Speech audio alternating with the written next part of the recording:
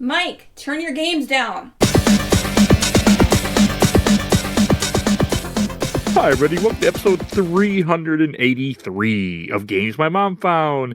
I am Mike Albertin, and who's wrapping up a fucking trilogy with me tonight? That's how I feel. Mostly. It's Dominic. Hi, hello. We're back again for another Xeno thing. Yo, Rubido, Mr. Goody Two Shoes. It's me, Kyle from the RPG show, back again. And it's me, Trey. Haycock should be its own game. Release it by itself, please. Actually, honestly, yeah. I like that game. Actually, that's a big reason that I didn't make it all the way through, because I did spend a lot of time with that game. And I got to like I had like two extra difficulty levels after that. It was like the perfect era to do that as like a downloadable XBLA game too. Yeah. Yeah. They could put it on Switch. I mean, they put Pied Piper on there in Japanese. Translate it. On the Japanese. I'm waiting. Really, it's out there. Nintendo, buy the IP and translate Pied Piper. Yeah. When they translate it, we're doing it. At least I am, but it's happening. Yeah, I thought about putting that in the chat because that's like a news thing. Anyway, but yeah, start the show, Mike. Sorry.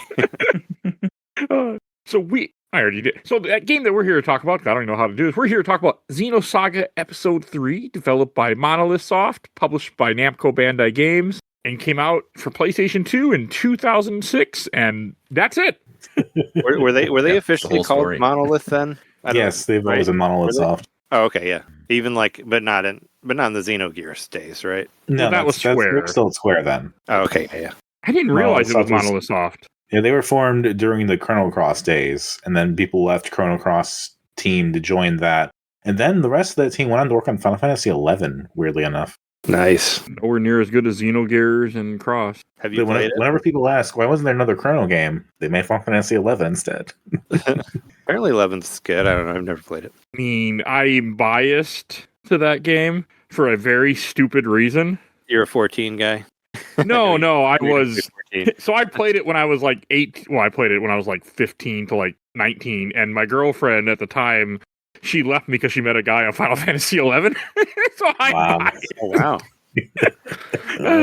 So you're saying it was a good place to meet people. I mean, she It's a did very meet niche problem. 3 of the guys she's been with through 11 and 14. So, hey, might be. But I actually know someone else that got married from meeting somebody on 11. That's on the show. Barry, if I remember correctly, he met his wife on 11. And all I thought of RuneScape were people pretending they were celebrities. Like, oh, I'm Dylan and or Cole Sprouse. Hello. So I always like to start these off with our memories. I had never played this game before, and I had no desire to ever play it because I never got past 1 until this podcast. Yeah, I mean that's pretty much. I think I said that for the number 1, where my life would have been different if I would have gotten into these games early. Because I bought, right when I bought a PS2, I wanted to. Because I waited, because I'm mostly a Nintendo person, and I waited to get it later, and then I bought, Xenosaga was one of the first games I got, and I didn't understand it at all, and I thought it was too hard, so I took it back. But it's like, what if I would have liked it, and I would have got 2 and 3? I would have some expensive games now. That's all I was thinking. I mean, you would. Yeah. So I have a very weird experience with this game. There's several like weird memories tied to this. When I went to pick it up, I got it at a GameStop in like 2009, and it was my dad and I, and we left. And my dad's like, wait, we have to go back. I have to go back. I think that was Walter Payton's son. I had to go talk to him. At the GameStop? Dang. Yes. Was it? So yeah. I waited in the car for 20 minutes when my dad talked to Walter Payton's son. So that was interesting on its own. It was him? Fair. You didn't go it was. You weren't like, Fair. oh man, I want to meet Walter Payton. I'm not a sports guy. Fair. And then, so this was freshman year of high school that I played this. And I played this right after my grandmother died. But that's also a weird thing because I also associated with the swine flu thing. Because our school had closed down because someone died from swine flu as well. So like that all happened like the week before I was playing this. Okay. So the stage for very weird 2009-esque experience. Yeah, I was trying to. I guess I didn't look up like the release date of it, so I was trying to figure out when. This is from like 06, but even then it was like a rare game. It was like $60 even then. Because 2006 would have been when I moved. I would argue would have moved at this time, so I wasn't going to GameStop every single day anymore. So I also would have never even like been a. I only bought Xenosaga 1 because I really I disliked it so much I had no interest in buying more. Everyone bought Xenosaga 1, none of the others. That's why it's so cheap, right? I mean, I think I got my PlayStation 2 like in 2006, like it was around the time of whenever I graduated college. I think. Or no, it was probably before that. Oh, so you really were late then to it. I was way late. Yeah, I bought it used with my tax return, whatever Hell yeah. that was. I got a What is PS2 in like that? 07, so I'm like right there with you. I just pay taxes now. I don't get return. Supposedly I'll get one. We'll see. We'll see. To kind of start with this game, like this is the end of the Xenosaga trilogy that was supposed to be a lot longer, but we got what we got. I think they did enough. I don't Yeah. know. I didn't get all the way. I didn't get all the way to the end, as I said, and I was damn really close. trying. I was really trying are. hard. I was Yeah. like, you got to finish out the trilogy correct, by finishing this one. But it's Well, you hard still for me. got time. You can beat it. It's hard. After, Yeah. Well, I mean, we're recording now, so I don't for the show. But yes, but For your own satisfaction, I think to see how it truly all ties together. Yeah, I think on all of these, If I've you said can that I was understand fine. what's going on still. I mean, honestly, that was a part of it. I stayed up. I was, it's hard for me to shotgun these games like Mike does. But I did play it every day for a week and a half, pretty much, whenever I had a chance to. Aside from my other podcast duties and all that stuff. But yeah, I stayed up till 6:30 in the morning last night playing it. And once I got out of the mechs and I was fighting as the characters again, I'm like, I don't want to play this game anymore. It was just kind of one of those things where I was like, oh, I can do it. I'm so close. There's only so many bosses left, and I'm so tired of this game. You have so many cutscenes still to go through. I mean, Well, yeah, exactly. I mean, that whole final cutscene, fight. Oh, you died. Cutscene, walk for however long. Next guy, cutscene, kill. Oh, you died too. Next, I mean, they're just offing everybody, and they might as well. It's the end, right? I mean, to be fair, that final dungeon took me a whole day. I got to it. I'm like, oh, I'll have this game beat in the morning. This won't be that bad. I played the game the entire day off and on, and I didn't finish it till that night. Yeah, I was. I believe it. I mean, I thought there's a really huge cutscene in between chapter 8 and 7 that's 2 hours long. I thought that was Is it? ridiculous. Yeah, there's a really fucking long ass thing in between chapter. I mean, there's long ass things in between every chapter. Yeah. I mean, I guess I you think could it's about say an hour, yeah. you could say this establishes the new formula for Monolith games, right? That's kind of that's a lot how the Xenoblade Chronicles games are, where you get the huge story at the end of every chapter, Right. and they do the save in the middle of it sort of thing, like they do on this too. I kind of want to play the first one now. I thought we were gonna. That's why I'm here still, right? Because we're doing all of them. I'm We are. holding out. I'm holding out for Bot and Kaidos, right? We got to do that game. Yeah, I'm going to try to get Bait and Kaitos this year still, and then Bait I want and Xenoblade next year. To start that series. I got the original. I got the originals, the physicals on GameCube, and I got the digital on Switch too. Me Switch too. Also, so I got the digital I one. also have the Xenoblade on 3DS saved just for this podcast. Oh, that'd be I me have and that you, I game. guess. It sucks. I mean, well, the game doesn't suck, but it's the worst. Oh, Xenoblade, not Xenosaga. Never mind. Xenoblade. That's what I meant. Yeah, Xenoblade. I really want to. This made me want to play them more, and so I complained in this series about how much I didn't like the mechs. Man, they got it right in this game. The mechs Yeah. were fucking fun in this one. Actually, I liked them more. I liked them better than, like I said. That's why I kind of got depressed when I got out of them because I was handing asses to people there. There was that one guy that kept switching up all the weaknesses. That guy sucked because I didn't have the sight ability, so I didn't know what was happening. So I kept wasting my anima moves for zero damage and all that. So that guy fucked me up a couple times. But once I figured it out, I killed him. And the first one, all my mechs died except for Ruben, and I beat the whole thing with one mech. So that was cool because Ruben's the shit. Mechs are so good in this. I Finally really got there. Finally appreciated got it. there. Yeah. And they put it all together in 2 years or less. It's crazy. I mean, I always have to compare it to Xenoblade Chronicles X because that was my first experience with the mech stuff. Yeah. And I like so much that you don't have to shell out $1 million whenever your mech dies in this game. It just comes back. Yes. If But you would. I That do was love X a lot. Whereas that was one of the big barrier points for me beating that on Wii U was how much it costs to fix your fucking mech whenever you fuck up and accidentally attack the wrong guy. Oh, that sounds painful. I did. I don't know. If you do everything, you'll have enough money. Okay, that still sounds This painful. takes forever to do. Well, I mean, a everything. lot of it's the mining or whatever. I mean, that's a whole another episode, right, Mike? Yes, it When will the be. Xenoblade games start setting up passive income portals for you.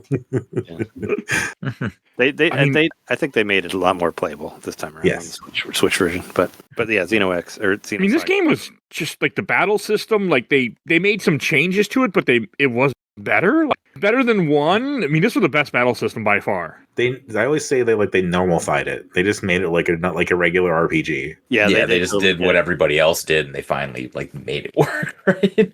They kind of ditched like the combo system and stuff, right? Like that I've been trying to figure out, like going as far back as I was on the Xenogears one too. Also didn't finish that one, but I don't know. I felt like this was the easiest game out of all the ones that I've played for the show. To tell you the truth, probably because it's a little more streamlined. I mean, I was also following a guide somewhat, But I don't know. I felt like the only time I died was against that guy that was changing the weaknesses. That was the only time I died against the boss. As far as I got, I didn't get all the way through. But you got very close to the end, and you would have been fine. Because the only thing that makes the final boss really difficult, he has a move that can kill everyone in one shot. Oh, really? None of the bosses have that. I'm kidding. There's a counter to that. All of He it. also kind of has he shifts up, not like weakness nullification, but like something kind of like it. That's basically what happened with the guy with the shifty shield guy, because he did I got all the way to 20%, and then he did a move that killed everybody in one hit,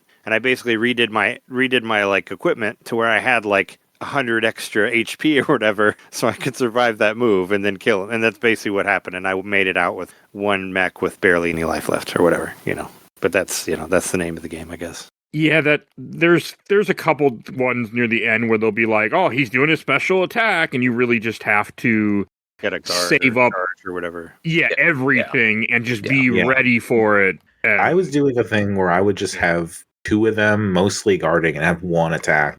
And then I would swap in another one attacking sometimes or healing sometimes. Did you guys? All you have to really do for those is just break them. Then the attack gets canceled. Sure. Yeah. Did you guys? You just have to time the breaks right. No, not really. Switched. No, didn't need to. Did you switch out your characters at all? Really? Because I pretty much never. I kind of for most of the game, I played with Junior, Cosmos, and Xion because those were the ones that they gave me to start. But then later, I switched Junior and Ziggy just because Ziggy had more hit points.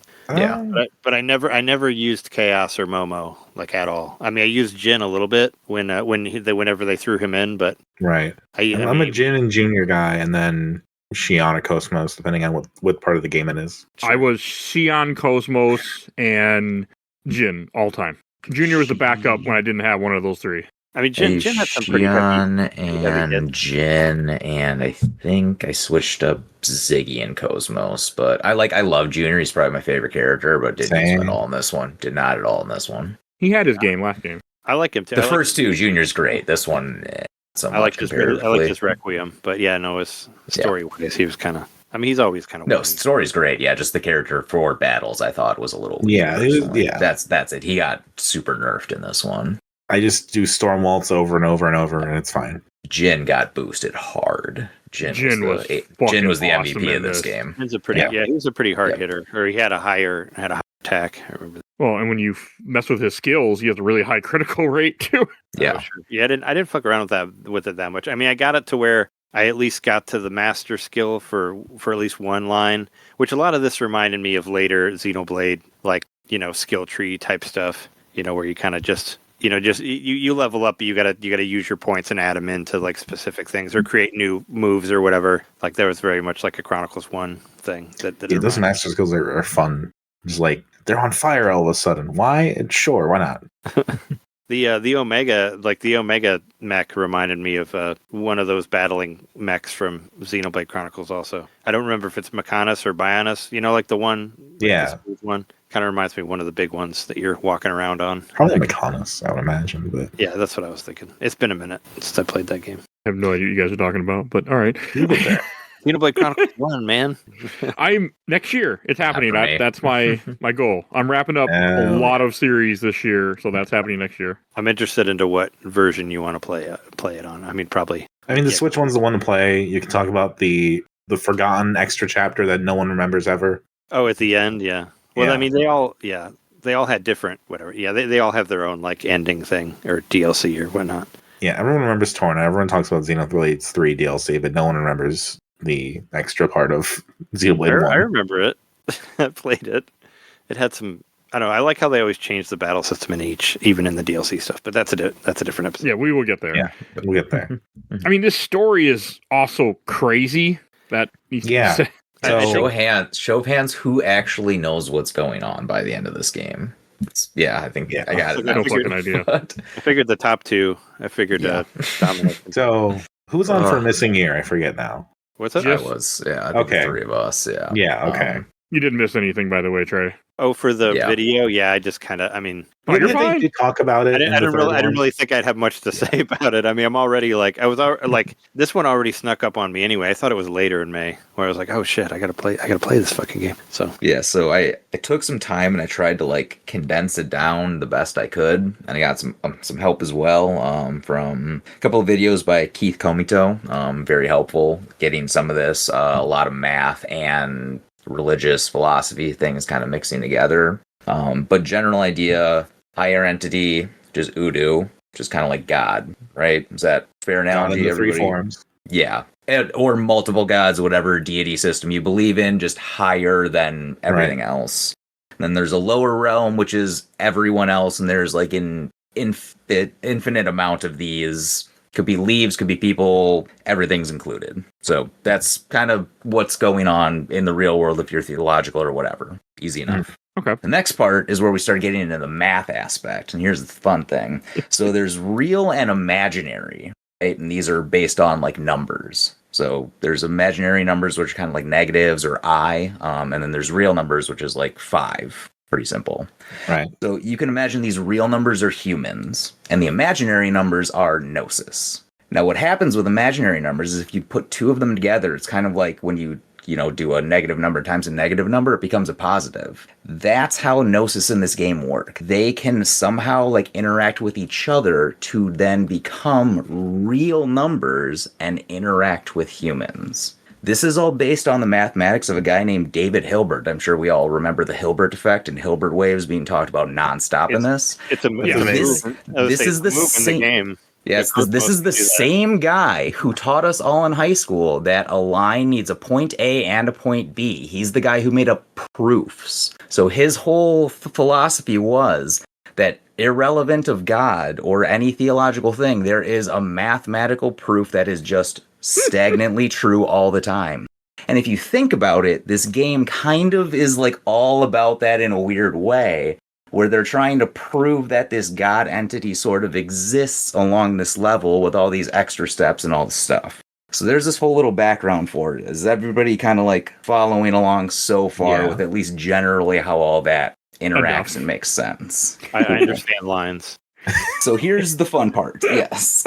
That's just like the most basic thing he did. But yeah, all those things you learned in geometry, that guy made them up. Sure. So now how So this fucking game weird. works is that there's this higher entity Udu for a reason, which we eventually find out is that consciousness doesn't really like want to keep interacting with life. And instead of going back to, let's call it a shared collective consciousness, it instead is going to the imaginary gnosis realm. So all these souls are like, hey, F you, normal life, I'm going to go to this other thing. And Udu's like, that's not cool. I don't want that to happen anymore. That's going to destroy all this stuff. But I can't do that much about it way up here without affecting all the stuff down there. And that's going to screw things up. Because if I talk to people down there, your mind explodes. Like imagine if you, again, whatever you believe in, your deity came down and be like, hey, you got to tell everybody, these 7 point however billion people, that I exist, but it's only you. You're the only person who knows it. Probably wouldn't go well for anybody. That is what that's how cults start. That is what Abel is in Isn't this that like most game. religions? Abel is the original person that Udu connected with and then created this whole Abel's arc where Udu can then transcend to the lower realms and communicate with humans to try to reverse this problem of the souls turning into gnosis instead of coming back to human form. But also Abel is Udu, and Abel's arc is also an expression of Udu. Also, Yes. Abel is Fae for some reason from Xenogears. No, I know he's I mean, not. yes, He's but the Chaos is Fae if we're gonna play a 1-to-1. Kind of. So, Udu, here's the fun part. Udu created Abel, which is the lower so basically its own thing, and then the lower domain in response created Chaos because the lower domain is like, hey, no matter what, I know that I can protect the upper domain by just wiping myself out. And Chaos is that. Chaos is literally the guy who knows this and knows that his goal, if everything gets messed up, that he has to just wipe it clean. Eternal recurrence. Yes, and now the other part is Wilhelm, who is the other part designed by the lower domain to try to preserve itself, and Wilhelm continually triggers an infinite time loop every time it messes up to go back to the start and try a new way. At the same time, these testaments, these couple of guys, they also know this is happening. And each one of them, kind of together, but also separately,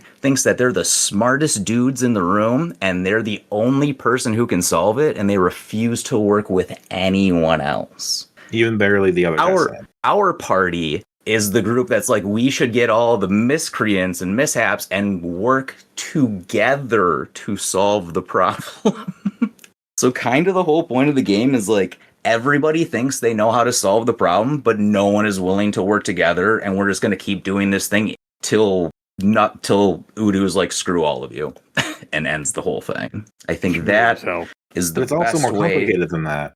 I'm just trying to like simplistically get it across to people because so this is the same story as Xenogears. Yeah, it is. And that's another loop. There were supposed to be 7 total loops in this series of games, but we only got 2 of them. Right. And like if you want to expand out further, Japan seems to be really into this idea. It shows up in other RPGs. It's Legend of Dragoon. So we keep doing, it's the continual time loop. Nobody can solve it. We're going to keep making the same mistakes in new ways. Right. Until our group finally comes together with Xian finding herself in the past and doing all this extra whooshy. Maybe we'll finally get trying there. Every possibility until you find the solution. That confused me. Didn't it though? Yeah, but that is kind of finally. So we have Xian, right? Yeah. And this is the game that finally explains what Xian's purpose is. Mm-hmm. Like she's kind of the one that's like the most vulnerable to Udu and more sensitive to its ways, but she's also kind of the catalyst and like the spanner and everything that like the troublemaker in a sense that goes from this kind of rule breaky scientist that's in the corporate agenda that will casually maybe sometimes go over the rules if it suits her to like full on like, no, we're fucking hackers, let's break into this shit, let's go. And from there the whole game is about her like having these like headaches and passing out as the relationship with her and Cosmos is more and more intense, and that I'm losing this, but it has something to do with Udu as well. Everything is Udu. Yeah, right. It makes no sense. Like it does and it doesn't. Like I know, like because I know what you guys are talking Kevin about. wants to use her as his connection to Udu, so Kevin keeps like getting into her, and it's kind of weird in their relationship when you think about it. Time. That's it. He manipulates her the whole time and like makes her relationship with everyone in Xian's life is gaslighting her. Yeah, everyone. I have problems. Yeah, he's a groomer too. Like Kevin's a super yuck, but he does redeem himself at the end. He's gross. So like, it's crazy like how deep that subplot specifically goes. Yeah. Where it's every man in Xian's life is literally manipulating her, grooming her out to get her. Yeah. Yep, because all of them thought they could solve the problem using her in their way instead of letting her get with the URTVs. And Julie Mizrahi's daughter, who had the connection as well. And Ziggy, who has been this guy who experienced all this pain in the past and had his part. Like, all those things needed to come together. Not Kevin just using Xian, or not her dad just using Xian. Like, that's the whole point. Isn't this like the ultimate like workplace, like feminist harassment drama in a sense? Yeah. Yeah. I mean, she works with like everybody. Yeah, even her fucking parents, her dad. I guess they're all tied in with the whatever. Like that you see where you think you're in the past, but then you find out later on you're just in her head. Yeah. Right? That's every game, though. You're in someone's head at some point. Yeah. This was weirder. Yeah, you exist in their memories. I mean, everyone exists in everyone's memories. It's more about the manipulation of how people would act in certain points in time that these games generally explored. But sometimes they also have real-life consequences. Like if you activate Xian in the past. Yeah, I more meant physically exist in their memories. Yeah, like manipulatively exist. It is a very strange RPG, and it's a very It's fun. It's fun when you get there, but it's like kind of they use a bunch of stuff that kind of gets there, and like I get the Hilbert effects and the lines and all that stuff because that is real math, but it is just one of these things. Like I wish they would have like let people know it without having to go back to high school geometry and like relearn that one angle equals another angle, and that's just a thing that always exists. And because of these, other things should also exist in world. And this is the part where it's like I am so fascinated that I as a kid gravitated to this series because in that time episode 1 was the coolest fucking thing in the world because it was dark and gritty and like Jungian theory, and I had to look up what that was, and that seemed really smart, right? And I thought episode 3 was like good, but like, oh, they normalized it, so it's not as cool anymore. Now I'm like, oh my god, there's this whole narrative about like women's role in society and how they're constantly groomed by all the men around them, which is heightened in certain ways, but also I think like if you really wanted to look at it, could ring very true to people. Trey, how confused were you during this? The game? I mean, I told you I played through all the Xenoblade Chronicles, so I'm used to a lot of this. Okay, those are crazy too. Actually, playing through this game reminded me of how weird Xenoblade Chronicles 3's ending was. Like, we'll get that to there eventually, but I was like, man, that had a fucking weird ass ending, and I just remembered it yesterday when I was playing it. I was like, oh yeah, they always do weird shit with this. Now, I mean, I felt like this game, like Xion was kind of the main character in this game, which I liked because I always felt like she was kind of put to the side, and I always kind of had I think I kind of had a thing for her in Xenosaga 1, or I don't know, I thought she was a cute nerdy girl or whatever in the first game, and then she got the redesign in the second one and kind of put to the side, so I did like that it was more focused on her, but yeah, a lot of this, a lot of the stuff with the Udo and the levels and whatever, and I kind of was just like, yeah, whatever, and some of the stuff towards the end, I'm just like, I'm not really getting any of this, I'm just, just sitting here. I'm just a whatever. I'm just a viewer. But you can map it all to the Xenogears stuff, and that you have the Fae, you have the Ellie, you have the Mian. That got me. There are references to Xenogears in this, and I got excited. Like, for example, that one random girl, Mai, that you talked to, that's a straight up Maria from Xenogears. Straight up. No question. And I think they finally realized in 3 they needed to just like push that forward more. I'm glad they did. It's in 1. It's harder to find. Right. They wanted to make it more legally distinct because they had to, I assume. But then they're like, fuck it. Oh, I figured it's like, this is the end of the trilogy. Let's just fucking go for it. Yeah, exactly. I mean, we know it's ending. So whatever you want to say, you got to say here. Unless they're going to do a Pied Piper 2 or something after this. And then you have Chaos, who's Jesus, of course. Mm-hmm. And that then was confusing as hell. I mean, that's literally what it is. Instead of like you're right. playing coy, they're like, no. Well, they even go as far as to talk about like they had like a Jesus figure, and Chaos was like the one in the background actually doing the work, which is really interesting wrinkle as well. And then you have Cosmos, who is Mary, and then Xion is like the Miang of the group, but like Mary's caretaker or something like that, and they have a really intense bond as well. That was weird. Yeah, because Mary Magdalene, isn't that from the Bible, right? Yeah, she's Jesus's friend, the prostitute. You can tell how religious I am. Jesus's girlfriend or whatever. Yeah, maybe girlfriend, maybe he slept with her. Who knows? Well, they were, Defoe? It was Defoe, right? It's his friend that's a girl. That's what I meant, Yeah. Whatever. But there's always the stuff of like, maybe he slept with her, maybe this happened. And the point is that they were in love in this game's theory. Yeah, when you said Xion with Mary Magdalene, I was like, oh, is Kevin Jesus then? No. That's what I was thinking. Fucking creepster. Because they fucked. It showed it in there. They fucked, and he proposed to her. Well, they showed like the after part, and I was like, oh, Xion. Okay, yeah, Xion, fucked Kevin. It was just I wasn't, I hadn't seen like pillow talk in these games or whatever, like post-coital, whatever you want to call it. Like, I mean, like Xenogears had it too. Yeah. Yes, but I was just surprised to see it in here, and like everything with Kevin is just like he's mentioned in the earlier games, but like this is the first time he really had a purpose. Yes. And like, being he was a 12-year-old playing this, I had no idea of like what this actually meant, what Kevin was doing. Now seeing that, I was like, oh my fucking god, holy shit! What an absolute monster! How did the testaments like fit into the Udo or whatever? Like, do you have to die to become a testament? Or is like if you that's how I took it. They were humans that make it you can live on if you're dead. They were humans who knew that the souls weren't going to the real, but were instead going to the imaginary, and then they found a way to become infinite or immortal to continually solve that problem, but they're still on the lower realm. Udu is technically the only thing on the higher realm. The game, I believe, does say that. But the test ones are also kind of ordained by, is it Wilhelm or is it Udu? Yeah, I believe it's Wilhelm who gets them. Because once you talk to Udu, you kind of go like, blah. Right. So that nobody directly does. So Wilhelm's kind of like helping. Do you get to kill Udu at the end? I didn't get all the way there. I don't think you kill somebody, but it wasn't. I'm pretty sure it wasn't Udu.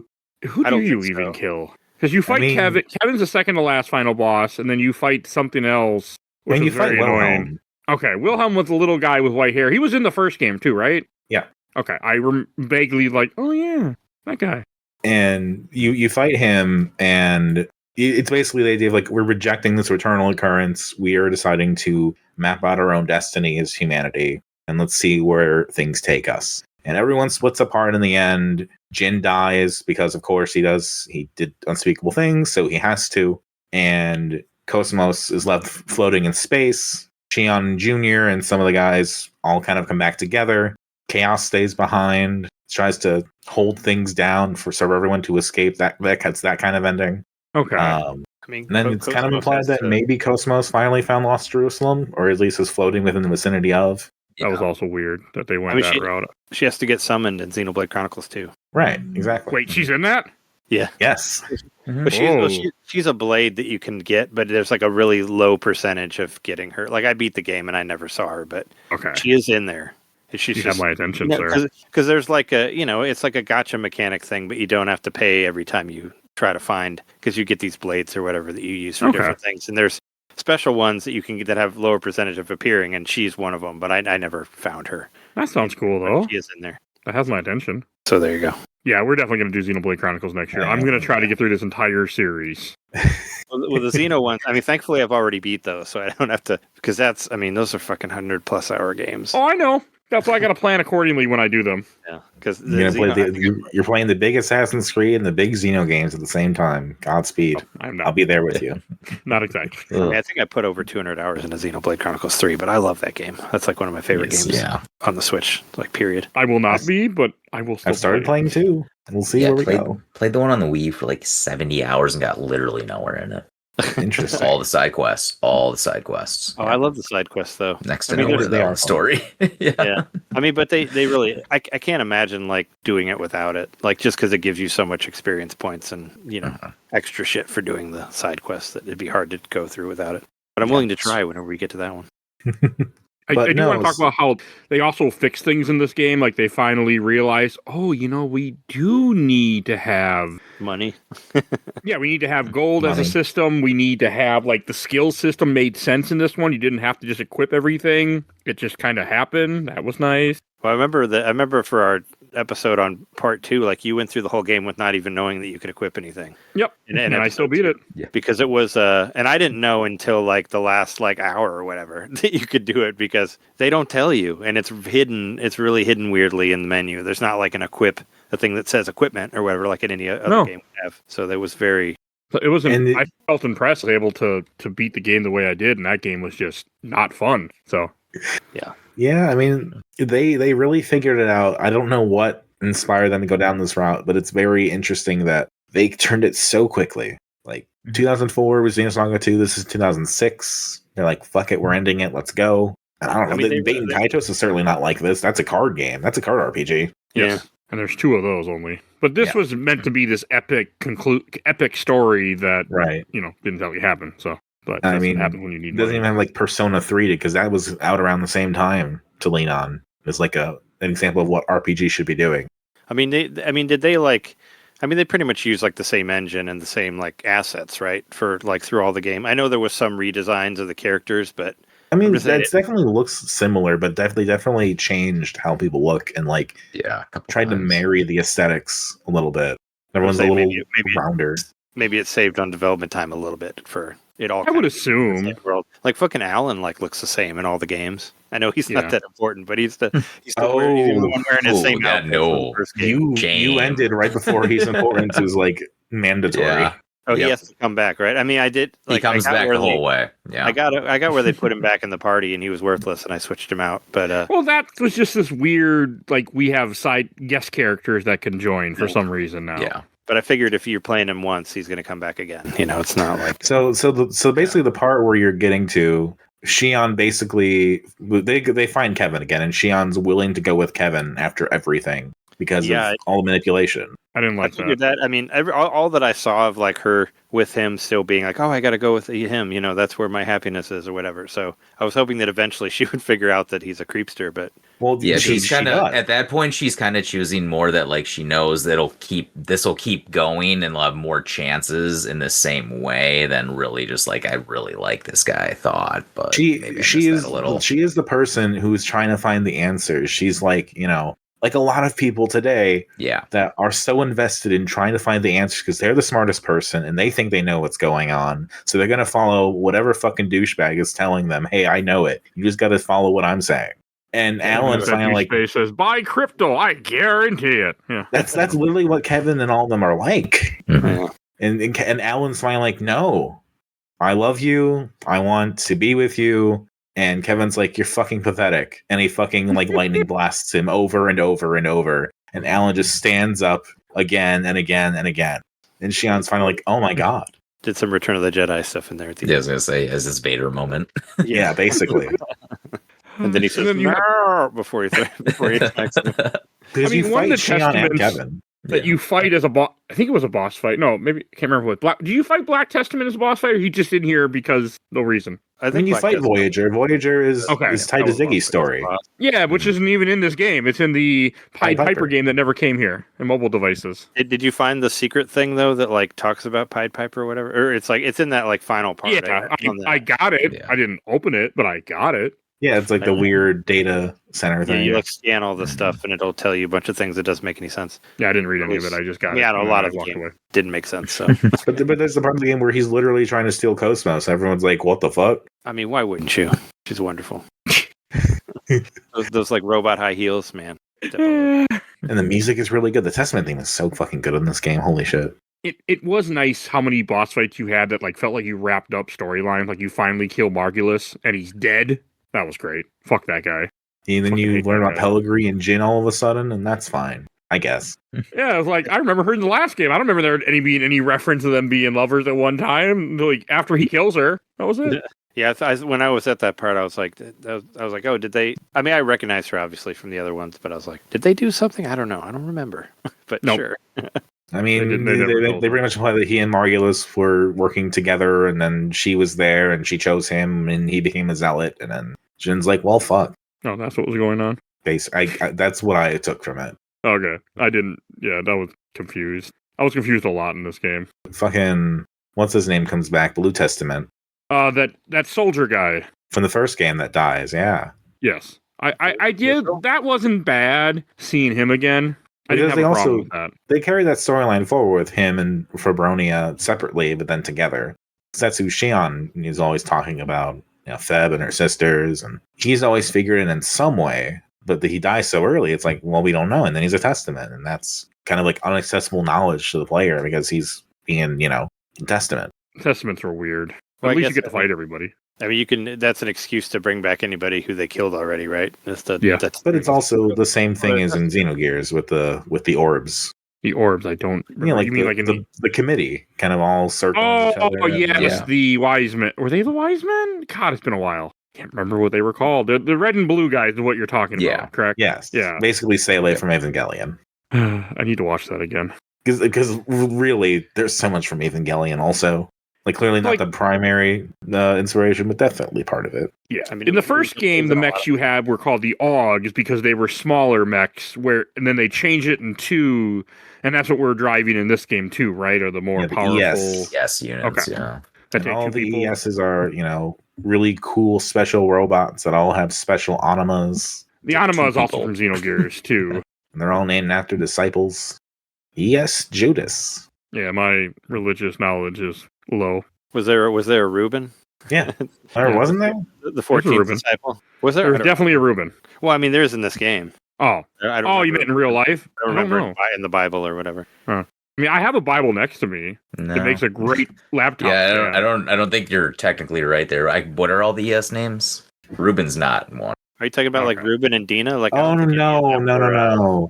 Sorry, the disciples are named for the Udu replicas. That's my bad. Yes. Oh, yeah. okay. Yes, okay. that is true. Because I was like, I was I like, don't think there was any. I wish there were. Yeah. I wish there was like. I mean, I wouldn't fucking That know. is so you correct, could yeah. I want to tell read me the book. whatever I want you- to read the book of Dina and Ruben.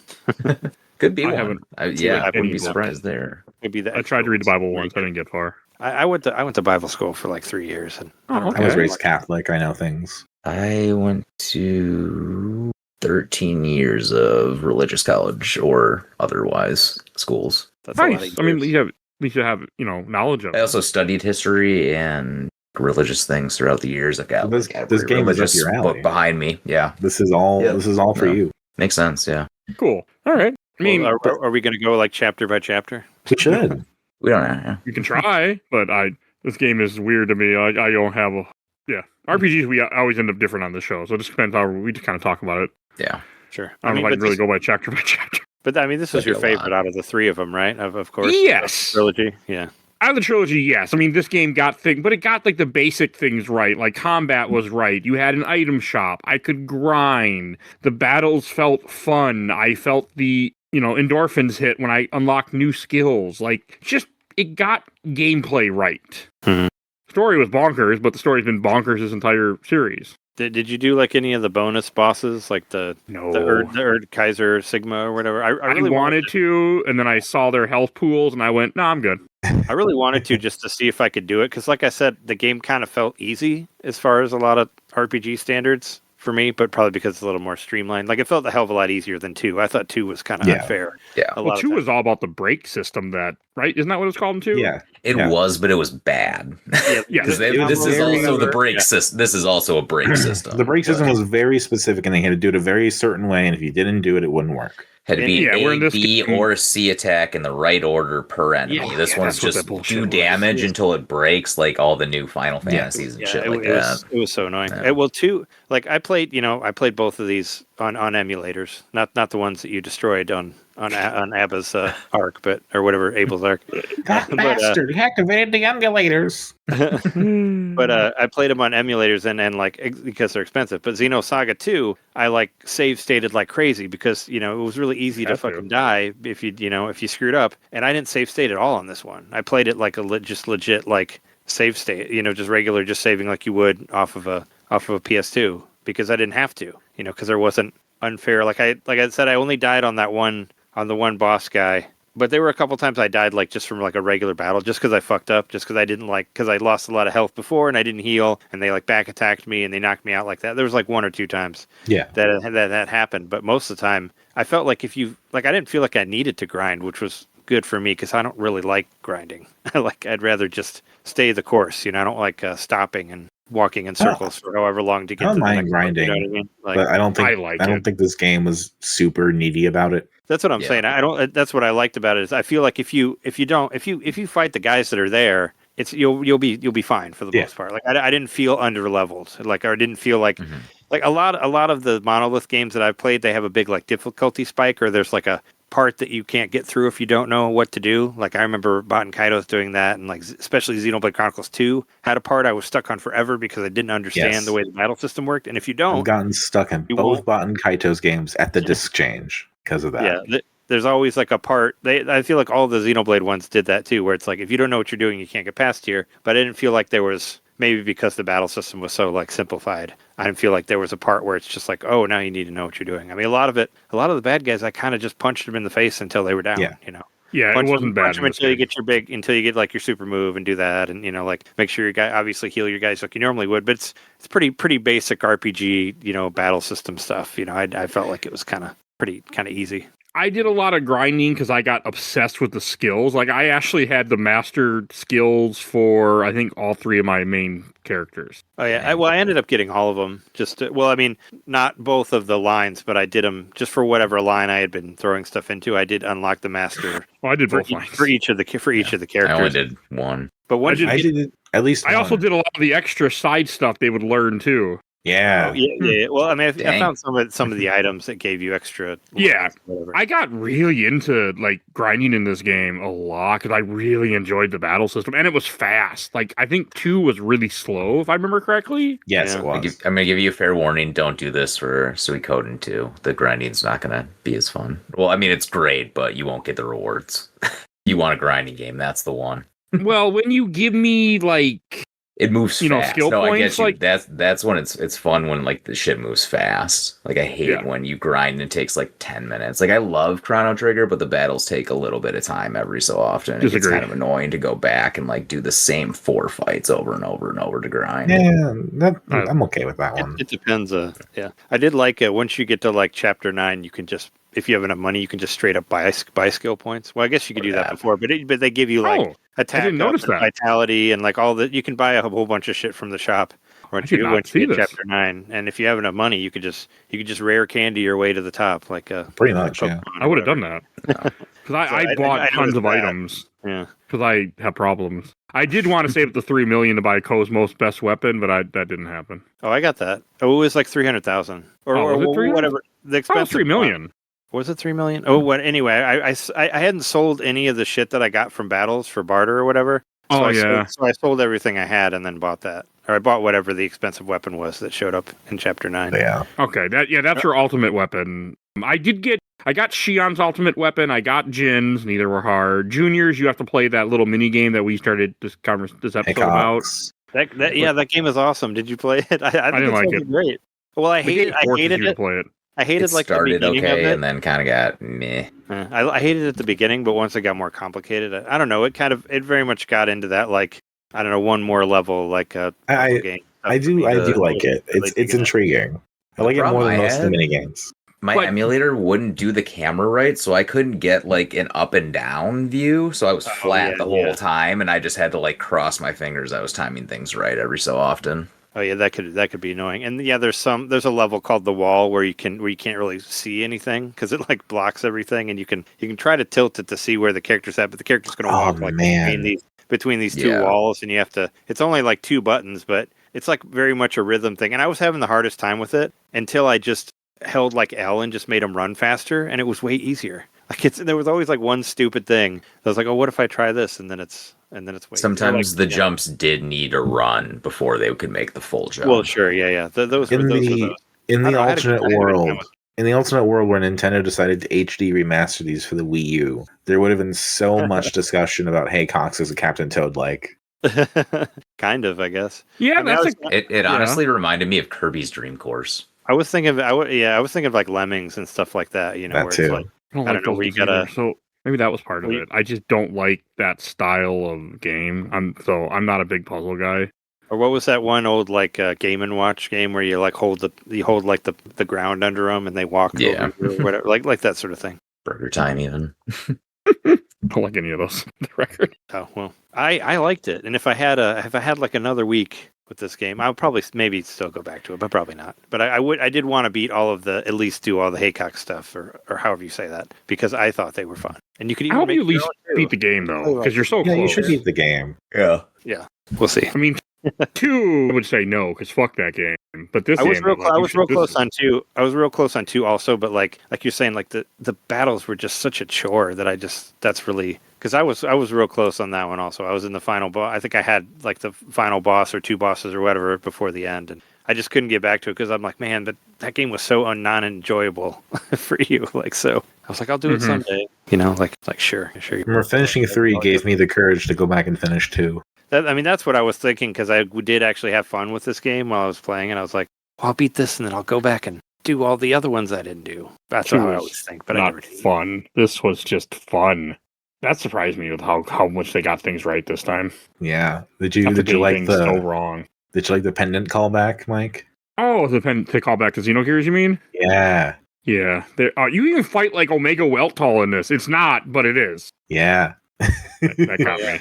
But they don't make note of the pendant that much until the point where it's really, really important. I mean, when I saw, so I did have a few glitches in this due to the emulator, I'm pretty sure, where like it would go in and out sometimes. Like this picture? Yeah, like the girl Ellie, which is not Ellie, but the little redhead, she'd be missing Nephilim. like parts of her body. Oh, yeah. No, mine actually worked really well. I had to update whatever one I was using because when I first tried to do it, it would crash after like 5 minutes into the game, and it did it like a few times, and I was like, oh well, this is bad. But then I updated to whatever the newest version was, and then it worked after that, and then I didn't have any problems. I found a cool thing that I didn't know I could do, where actually I casted to a TV as a second screen and edited my podcast while I was playing the game on another screen. I've never actually done that before, so I saw that. That was cool. I found a way to edit and play a game on the same computer. That made me happy for you because I know you like to play games while you edit. And I played it a little bit. Like I paused it for the story stuff, so I didn't get that far because you don't get a whole lot of gameplay before they get into cutscenes in this game. So it's like a fair statement.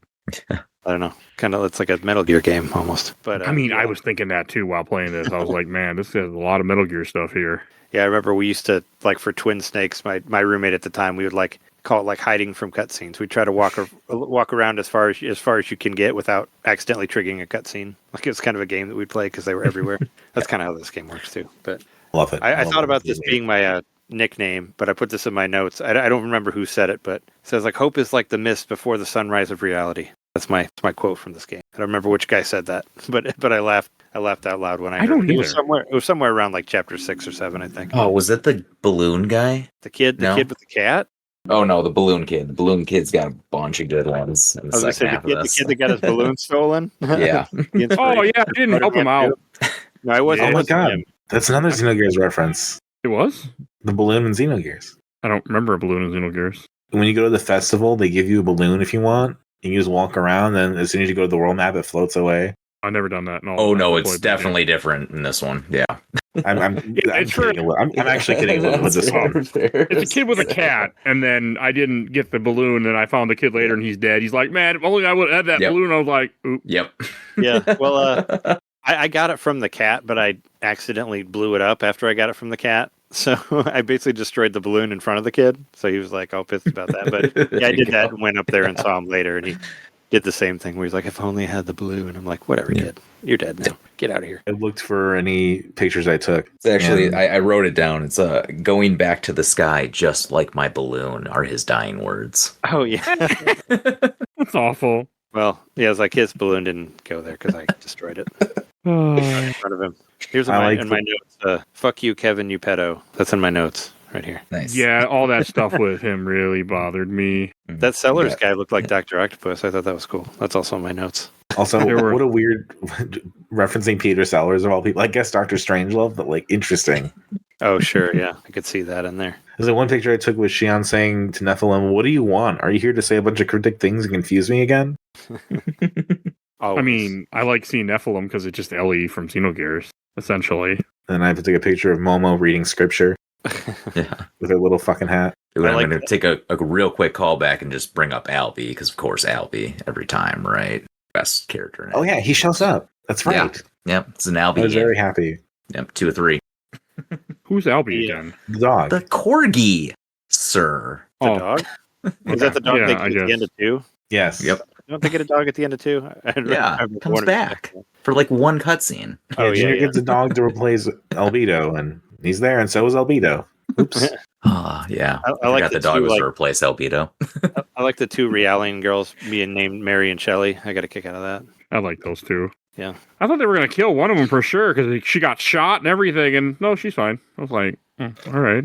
I figured he would have killed her, not just hurt her. I love the voice actor for Dimitri. Such a good actor. And I also love that the original cast came back largely too. Yeah, and they I like that even when you're like, pressing 0 to get through like even though they're talking, but it's like a cutscene, but it's like the boxes or whatever. Yeah. I like that all that's voiced because when you get to like Xenoblade, it's not like they'll do their like full motion stuff with voices, but then you'll just be pressing A through boxes with no dialogue at all, and it feels so weird. Where there was dialogue. I always thought that was so weird as a kid because 1 and 2 are so like full motion video heavy. Oh yeah. Oh, for like this one's the one where they're like, no, we're doing just text boxes and dialogue, maybe. Yeah. I was assuming it was like a replacement for whatever they were supposed to be doing. But I think it works better than I remembered here. It does, but probably just budget or time. Yeah. I preferred that, to be honest, like, because I can read fast, so sometimes I would let it play out and put auto mode on. Sometimes I say, fuck it, and I would just read faster. Oh, did you do that through? Could you do it through the game? Because I was saying I really miss the modern games where you can just make like where you don't have to press A. Yeah, over you could hit if you hit select, it activated auto mode, and you could switch from auto. You could toggle auto to manual for it. Well, damn, Yeah. I would have been impressed with that if I would have found it. Well, I was. I only found it because select is how I load and save states. So that's how I figured it out. Okay. Yeah, that makes sense. Otherwise, I wouldn't have figured it out for the record. Oh yeah, because I did not press select once in this 36 hours that I played this game. This is like the weirdest, not normal Mike game I've ever been on with you, Mike. You played the game right. You found things that other people didn't know, and you actually like grinded through and didn't have an issue with it. What's going on here? Everything you said is true. It was more approachable this time around. That's why, because they made it simpler. I guess They did. I appreciate that. And I just fell in love with this game. Yeah, Like, this is the game for you, honestly.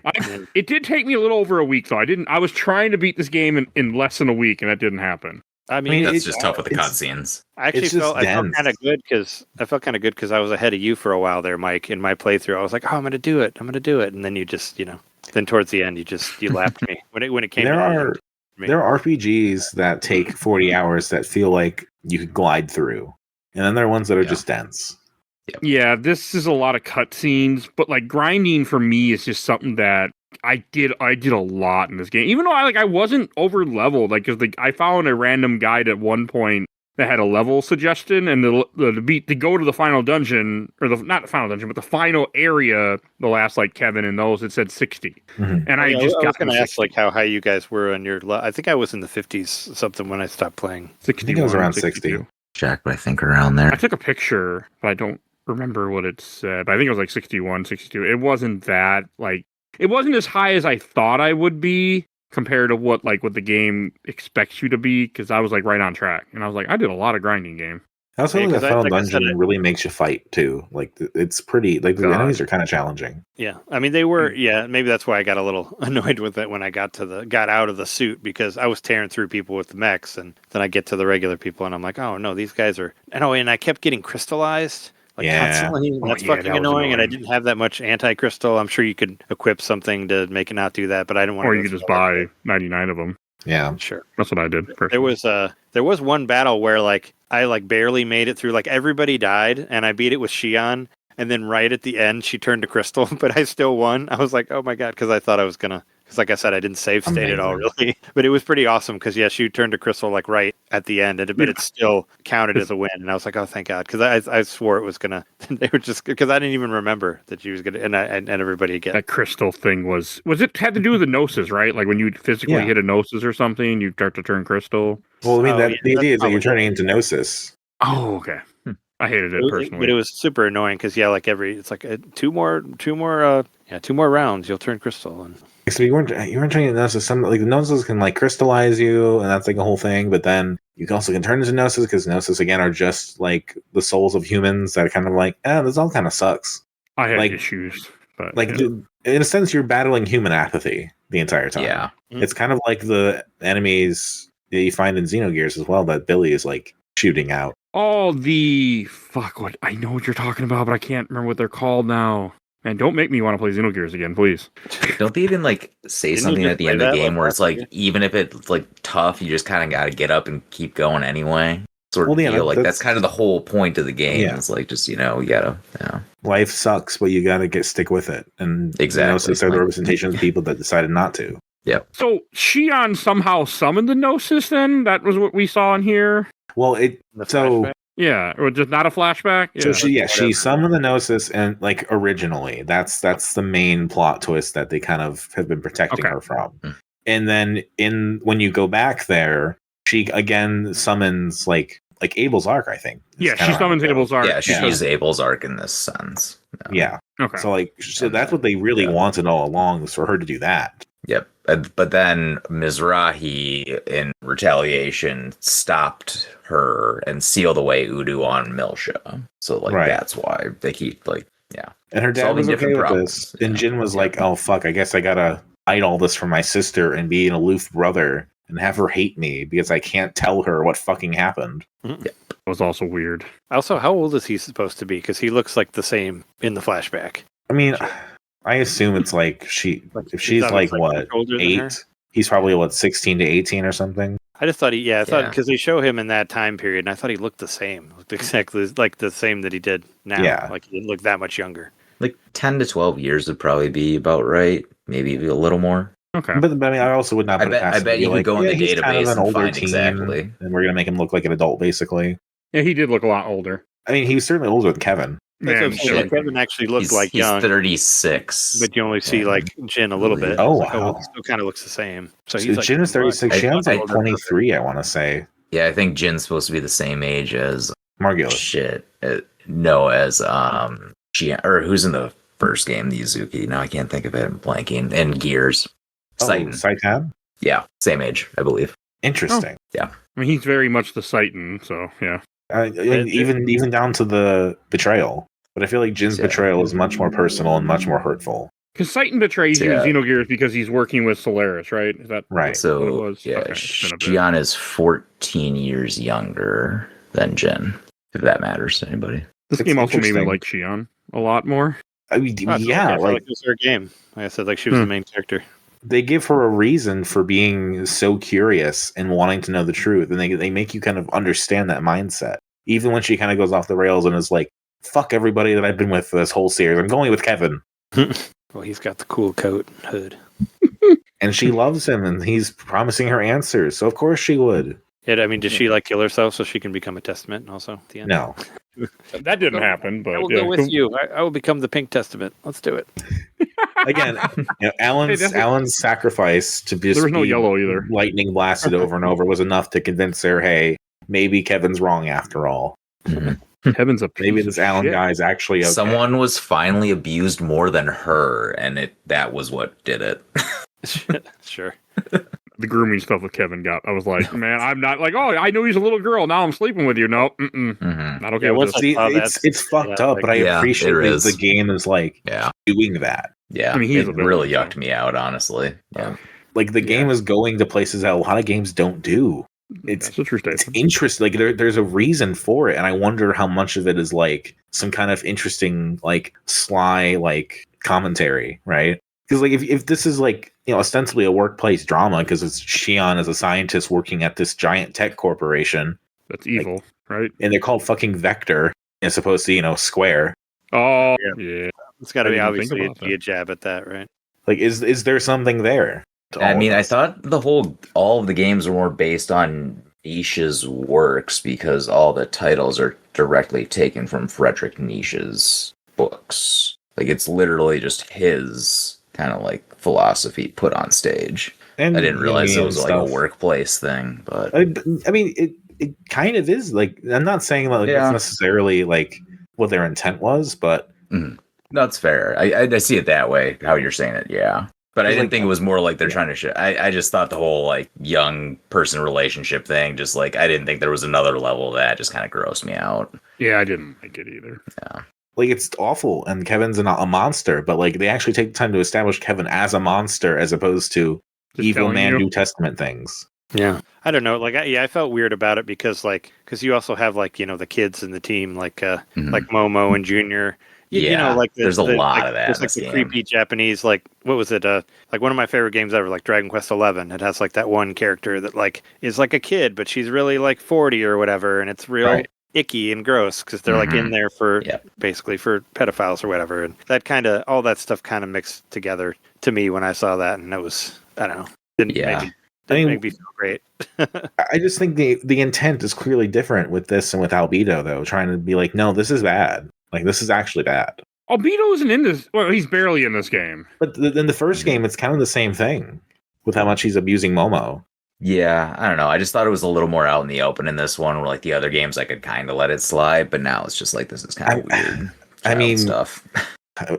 Episode 1 has a lot of sounds that sounds like simulated something else. Yeah, But I don't remember episode 1 that well. And then I think Wow. one of you did. Dominic, did you say that this one was censored too? Because there's like yeah, they removed the blood. Yeah, because there's a part at the end where everybody gets shot, and they just because there was blood in the first one, right? In the second there was blood in the first two, right? Yeah. Was there blood in the second one too? Yeah. I didn't remember. I remember that there was censorship that happened in one of them, but I couldn't remember. But definitely, all when everybody three have different weird forms of censorship. When like everybody gets killed on the Durandal, I was like, oh, I'm sure I figured that was supposed to not look like it does. You know, it was supposed to have. Well, That was in weird this to me. one specifically, there's the scene where Kid Shion is crying because her mother's blood is everywhere and she can't put it back. Yeah, but it's and there's no blood. Yeah. I didn't understand why there was no blood. Like, that didn't make sense to me. That why they didn't do that. I'm guessing this is their compromise to get a teen rating. I think that's what it's always been: is how do we make this not M? Yeah, because you'll sell less. So yeah, True. Yeah, especially back then. it was just weird to me because it's like it really like your first one had blood. Why don't you? It's blood. It's not that big of a deal. I mean, with the scene of the child coated in blood trying to put it back into a body maybe trip the line. I don't know. I mean, yeah, ESRB can be dumb. Trying to think of how many Devil May Cries were out by this time. Would that be a good comparison? I mean, that all had 3 had blood, right? They didn't take it out. Yeah, I mean, but the first Xenosaga also had the scene of Albedo cutting his head off. Yeah, except he pulled it off instead, and that was fine. Right. I can't say I understand it, but they chose to do it some, not in others. The Japanese ones are completely different. So yeah, figure it out, I guess. Or maybe it's just an easier way to do it instead of like going back to alter certain things. They're like, we're just getting rid of all the blood. Yeah. Because I'm assuming there must have been like huge deadlines to get this done. Oh, there had to be. Because this is pretty quick. I mean, they did reuse a lot of assets because it's not that much different than 2's designs. Right. Because of the cutscene changes, and I think, just something about it gives the sense that this was rushed and like kind of forced to be what it was. Yeah, it really does seem like they cut out a lot. Because originally it was supposed to be 7 and we didn't get 7. Yeah. And this, ostensibly 3. This is kind of like the vestiges of what episode 1 was supposed to be, plus enough to just kind of end it. I mean, it does work as an end of a trilogy. Like, it felt like they put a bow on things for the most part, and I didn't feel like, oh, I'm missing. Like, I mean, other than the fact that I know I'm missing. Like, it didn't bother me. I mean, they did what they could. This is originally going to be a 6-part instead of a 3-part series. So, no. Across 3 console generations was the promise. For just this one part, not all the other loops that we had. So. And I mean, technically, they were kind of right. Mm-hmm. If you consider Xenoblade as an extension. Yeah, they got 3. Well, there's stuff in Xenoblade that ends up referencing these games, right? Then okay. Yeah. And if you play Xenoblade, you also kind of if you think about the story long enough, you're like, it's the same story in a way too. It's just another of the loops, because you can go back and do the loops before this loop, or you can do like whatever time you want. And it's the really nice thing about the story. You kind of just pick where you want to start up and write it a little differently. Man, you're making me want to play fucking Xenoblade. It's a good game. I will. It's not bad. It's big. I know. The power of the Monado. I'm gonna try. Like this year, I want to do Bait and Kaito still, and then next year I want to try to start Xenoblade and slowly go through all that monster. There's a lot more platforming than Blades. Yeah, just to be aware too. Like a lot more. Xenogears had a lot of platforming too. There's a lot more in Xenoblade. Yeah, like you can jump around to a lot of stuff. Well, sure. I mean, but there's not like a rope swing thing or anything. No, there's not that. But that's fair. Rope swing was awful. That's fair. And it's not like where you gotta like 3D platformer types. I mean, you can jump around, but you don't. I never felt like there was. I didn't feel like it until like X it got to where like you needed to get to specific places with but then you get the scales that'll fly you around and all that stuff. That's flying those fucking scales is so fucking cool. Yeah, I still love that song. Are mechs in all the Xenoblade games then? The mechs? To varying degrees. I don't remember what. I mean, I'm sure I don't remember how much they were in 2, or if they were really. Well, I guess like in 1 you're like walking on mechs, like the two mechs that are frozen fighting each other. 2's got the big world you travel mechs, right? With the mechs. Yeah, you're on also, you can get out as well, but it's only really worthwhile to travel in them. And then 3, and then in 3 you use them. You can use them in battle and stuff, and they have really cool combos. And X, you get like a giant one where you can fly. I own X on Wii U actually. Yeah, never played it, but I own it. It's different now that it's offline, I'm sure, but God, I played that on Wii U like a few years ago when it was still online. That was such a seminal experience. Well, when I do get around to it, it'll be the Switch version. I'll have to suck it up. Or the Switch 2 version. Maybe you'll have a Switch 2 by then. I highly doubt I'm going to get a Switch 2. It's nice. I like mine, obviously. It's just, there's enough Nintendo bashing. I don't need to do it here. Yeah, that's a big part of it. It's just, I don't really want to buy another system. I'd rather just buy another PC. I like that Nintendo looked at this, looked at Baten Kaitos, looked at Disaster Day of Crisis, and said, "Yeah, this is a company worth purchasing." I mean, it would take we'd have to find we'd have to do some emulation stuff, but I would love to play Disaster Day of Crisis. Oh my god, I fucking love that game so much. You've played it? I imported it. I modded my fucking Wii for it. Oh, nice. Yeah, no, I'm always like... Is it big motion control or no? To a degree, yeah. Like every direct, I'm like, come on, let's get Disaster Day of Crisis. Like I dislike the Wii. I dislike a lot of the games Nintendo put on the Wii, but Disaster and Xenoblade made it worth it. Well, they don't. I mean, I know Xenoblade doesn't have gimmicky motion controls. Like, they realize that just get the Pro Controller. You're good. But Disaster is like if you put every 90s action movie plot together with Metal Gear Solid 4. It's amazing. Even have the fucking like fight on the ship where they're fucking fist fighting each other in the rain. It's so good. Anything else about Xenosaga 3 that we should mention?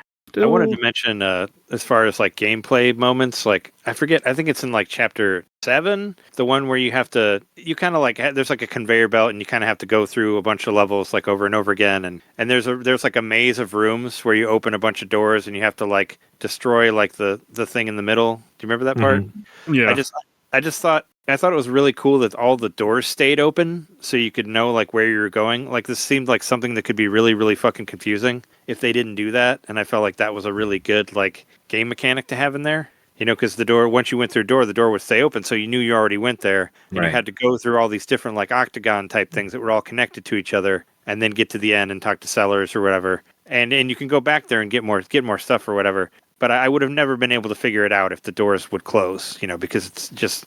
it's always like the same camera angle, but it's different octagon. I wonder if that was like a testing thing they figured out. Yeah, I just thought it worked really cool. Like I was impressed with the way, like how this could be something really, really confusing, but it wasn't. And it didn't. And I didn't get lost. I felt like I knew what I was doing, and I got everything, all the little mechanisms destroyed. Like I wasn't running in circles or whatever. So you also reminded me that. The Merkava is the same, even though they changed the name to make it legally distinct. It's the same dungeon from Xenogears. I don't care what the game says. That's 100% the fucking dungeon that you fight the final boss in Xenogears in. 100%. Even it had the damn orbs. That was from Xenogears also. Yeah. Are you talking about the ones where you have to fight like 6 different mechs or whatever before you get to the planet in the middle? Yeah. But that's not Abel's Ark? No, that was Merkava or something like that. It's near that. It's but it's Abel's Ark was when you get all crystallized and like blue. Oh, yeah, because the one with the orbs, I thought that one took forever to get. Oh, it did. It's a long ass dungeon. Yeah, because you having to fucking time those like blasts to keep the things raised. Oh yeah, that was annoying too. I didn't like where you have the spiral and you have to shoot this thing and you got to get all the way. Even though like the last one, I like went all the way up to the top and shot it all the way up, and then I went all the way down, and then it was like way up here, and I had to wait like 10 minutes for it to come down so I could use it because I was way too fast on that one. I was like, okay, well this sucks. Now I just have to sit here and wait for the fucker to come down. We've gone all this time without talking about Telos at all. I mentioned that I didn't beat her at the beginning. I mean, I don't know that was on the recording yet. To be fair. No, I don't remember. Oh yeah, Telos the Cosmos, but the other one that's not Cosmos. The dark one. The dark Cosmos. Yeah. The competitor Cosmos that Dark Funding built, and then you find out that the Dark Funding was Kevin, and then he even does like a disguise to seem like a different person, but everyone kind of knows. That's because Kevin is a piece of shit, and he acts like a fucking asshole as that other guy. But Telos is great. Telos is, I mean, reference in Xenosaga 1. Arch rival of Cosmos. Did you have to like merge Telos and Cosmos together to become the ultimate being? They merge on their own. Oh, okay. I figured it was. Did they really merge though? Yeah, she goes all gold, and then Cosmos is like, "Now I am Mary" or something like that. Oh, okay, yeah, I was there for that. It's a weird game. I did like Telos though. I thought she was cool. And when you posted that image in the chat that she was mentioned in the first game, I was like, oh, that is cool. Mm-hmm. Oh, the blackboard or whatever, or the thing in the room. Yeah, they had this idea for a while, and they finally implemented it. I like there's elements in Xenosaga 3 here that are the parts I missed that were in Xenogears, where they were really specific details and really like interesting little things, like when Shion and Alan are basically on a date, and they're having prosciutto. It's like a cute little scene. That was because she's no longer working, so they can have a relationship now more. That was cool. Yeah. Now there were a lot of cute character moments in this game too. It did a really good job of making you really care for everybody. Yeah, I found the screenshot that I was looking for. Especially Shion. This was a good Shion game. Yes. Because Junior technically felt like the main character in 2. And that felt like Junior's story. But not what you want. Story didn't bother me too with that fucking battle system, man. Everything that all the gameplay where they're like, we don't know what we're doing. Still upset there was no story in 2. That ruined it. Oh man, being able to buy items again, I was like, oh, this is so nice. There's a screenshot. The simple thing of being able to buy items in an RPG, man. Who would have thought that that's something you need, huh? Who would have thought? But I just love those little details that are like just taking a break from the main plot. And it still ends up being important because Shion like faints again. And that's like a whole thing. But and you find out like stuff about her mother. Yeah, just like show us stuff. Like that was like, again, talking about Legend of Dragoon again. Like that was the shit that pissed me off so much, was that so much of the game was about go. Here's one scene where you don't go. Go. And this game is like, we're gonna kind of meander a little bit and do some things, but like make it feel like these are real characters doing life. Never gonna get over that, are you? You should play more Falcom games. I love Falcom games. Yep. I love Falcom games. I just Trails in the Sky. Fucking banger. Those RPG. are the ones. Trails in the Sky, the remake, yeah. that was my favorite game of the year last year. Oh man, don't. That's another series that I'm Trey on that one. I have my attention, but I don't got time for that. Yeah, I got it. I mean, that was another thing. Is I just got Revelations and Celceta. I want to get back to that game. It's a decent one. It's not my favorite East game, but it's definitely a good one. Yeah, I mean I hadn't like what I played like a couple hours of it, and what I played I liked, and I just like those games. I love the soundtrack and the quickness of it, and it's pretty simple, but I like just run around and bash heads with that all. When you're done after all these cutscenes of Xenosaga 3, it's nice to settle into like a bashing heads kind of RPG. Yeah, I don't have to worry about multiple planes of existence or whatever in that one. Actually, they might still get into that. I don't know. There are a couple. Adol has a lot of adventures, and they all kind of end weirdly. That's true. I mean, the end. I'm still not sure what happened at the end of Lacrimosa of Donna. That's the next one I have to play. I can't wait to find out. Oh, that one's awesome. I think it's on sale. Oh, if you have a Switch, it's like $20 right now. Oh, I have a Vita version. I have the cart. Oh, you're going for the OG. I mean, I played Origin and 7. No, Origin on Vita. So I played 7 on PSP. I have. Well, that's 7 the only way I PSP could as get well. it. That's the only way I could get it, so I played it on there. It's a series I need to get like back. Xenosaga. One day, I hope they will make those games in HD. I mean, they're like slow. Well, they're slowly bringing. I mean, there's a good amount of East games on Switch right now. Yeah, Oath just got it too. Yeah, Oath was last year, beginning of last year. That game was fun too. 7's got to be there soon, I'm sure, and they get the remake 5. Yeah, and 6, and they need to re-release like 1 and 2, but not in Japanese. You can buy them. You can buy them in Japanese on the English eShop, but those egg console releases are interesting. The whatever. Was it the? I forget what it's called, but the egg console. All right. Assuming we're about done then with what to say for Xenosaga 3. I guess. Yeah. Is there anything else? It's a great game. I really enjoy coming back to it. Thank you for allowing me the opportunity to like reevaluate it as an adult. Like when games are willing to go this far. I just wish. Played it. I think I've said it every episode, but I mean, can we just please re-release it so everyone? Yeah. I know there's like varying styles in the different games, but it should. I wish it was available to more people because. Especially this one. Fun. It'd be cool if if they did a Switch 2 version of the trilogy, is you could just press a button and you could switch styles. Oh, yeah. I mean, that'd be interesting. I mean, well, yeah, there's been plenty of remasters or whatever where they let you go back to the original graphical style. Yeah, since there are 3 distinct ones, it's like, fuck it, we'll do all 3. It's like some of those Street Fighter games where you can play like as Street Fighter 1 Ryu or whatever in there, like that's like do the different styles. Yeah, it's really too bad that this hasn't been re-released yet. They need to get on that someday and let these games be live out there because it's really too bad. I always figured that Monolith was just, I don't know, more looking to the future with their next game, but I don't know. Who knows? I mean, Namco and Nintendo are pretty close now, it seems like, but they just spend all the time releasing X on Switch and Switch 2. So like they know when to go back if they want to. Oh yeah, sure. We needed that one though. that game's awesome. We need this too to be on. Needed to not be on PC. Wii U. No, I just think it's very funny. They're like, "Fuck it, we'll put it on Switch. Fuck it, we'll put it on Switch 2 as well. Why not? We're here." Yeah. And there's the other ones too. I got a lot of comments actually. I posted this in. I'm sure you did. I was surprised. This is one of those games that people would love to play, but it's so fucking expensive.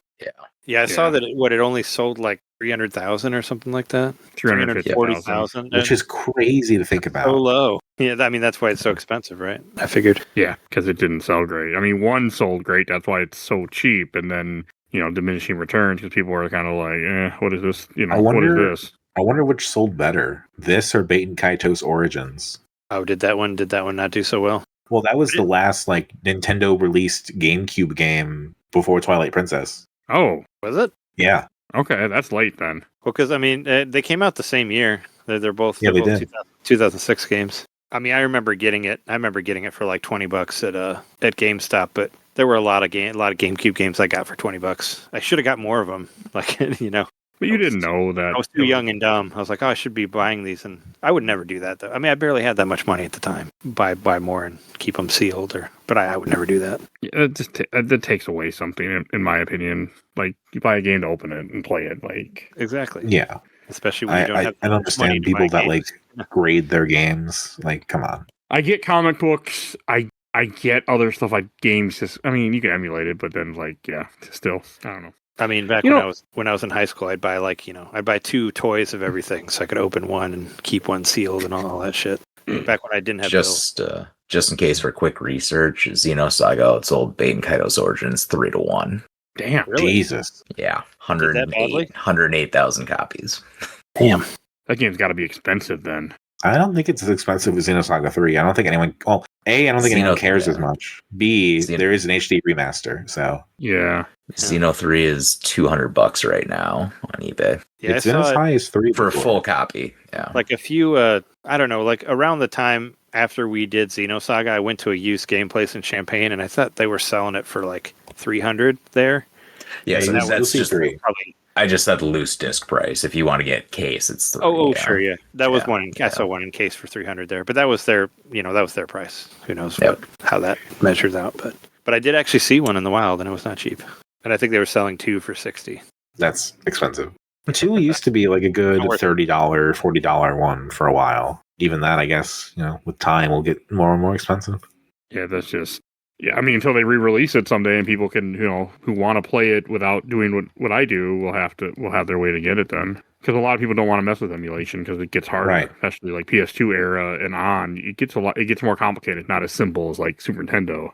But it's okay. We have Baten Kaitos to remember Monolith Soft by. Really happy that exists. I mean, I had a lot of. I mean, at the time when that game came out, like there wasn't a whole lot of RPGs on GameCube. I mean, there were a few, but that was a big deal for me. And they were all card RPGs, weirdly enough.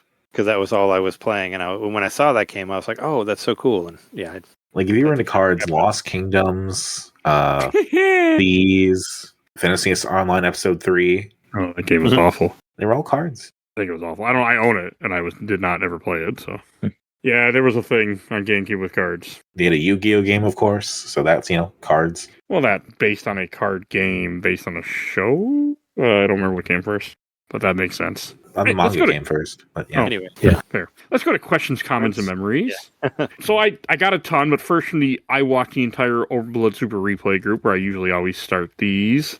From Aaron Cooten. It manages to decently wrap some stuff up by the end, despite never getting the intended sequels. I enjoy all 3 games. From Phil Wilson. I love this game.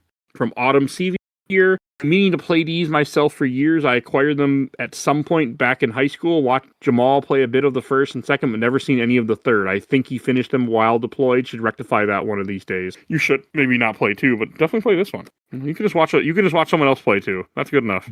Don't play 2. Fuck 2. Games don't usually hurt me like that. That game hurt me. Fucking hated that game. I'm glad you came back around, Mike. Well, of course I was going to play this. I wasn't not going to not finish the trilogy. You know me. I try to do my best to finish series. That's true. Trying See to. for Lost Planet 2. Okay, that was a long time ago. Part of the series. And different cast, and nobody has ever said, hey, we should do that. So I'll just start hitting you with every game I play. Be like, do you wanna? I mean, you kind of do that already, and it works. So I won't. A lot of the games I play are just for your show. Yeah. It works out. Mm-hmm. That's why. All right, and then from Nikolai Jensen, I really need to start playing these games. You should. That's also because someone doesn't want to re-release them. So then there's interesting comment. It's like, oh yeah, what do you think of it? I should play that. I don't mind. And from Stephen Coates, got one on a steep discount back in the game crazy days. Loved it. Got the second one pre-owned and one of the few pre-orders I've done for 3. I even have the 6-foot tall 2-sided poster with Cosmos on one side and Telos on the other. What? Cool poster, but not as brag-worthy as my Otimedius excellent pillowcase, which I will never use because I don't want to sleep on anime girls. Oh. Of course. No, that existed. And doesn't it take until the third game before Alan finally picks up a gun to fight? Scientist he may be, but dude, people are dying around you from episode 1. Don't make me have to rescue you. Crossbow. Yeah, that was cool. And then from the official Laser Time community, I got one from David Williamson. Maybe someday I will crack open this trilogy and play it. Then I think, dang, that number 3 is worth a lot of cash. I guess I can keep it and play it other ways. Yeah, just emulate it, buddy. If you own it, never open it, don't bother now. Yep. And then from I posted in the Xenogears group. I haven't been able to post in there in a long time. From Michelle Espinoza. I got stuck at Kevin at the end, but I'm replaying it and loving the hell out of it. The combat is easily the best in the series, and it supposedly concludes the story very well from what I've heard. I'm at the part where they show off Telos, and we got to save Cosmos from being scrapped. Oh, so you're still early in this game then.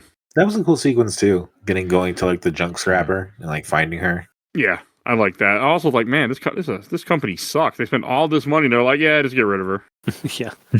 It was all to manipulate Shan, I'm telling you.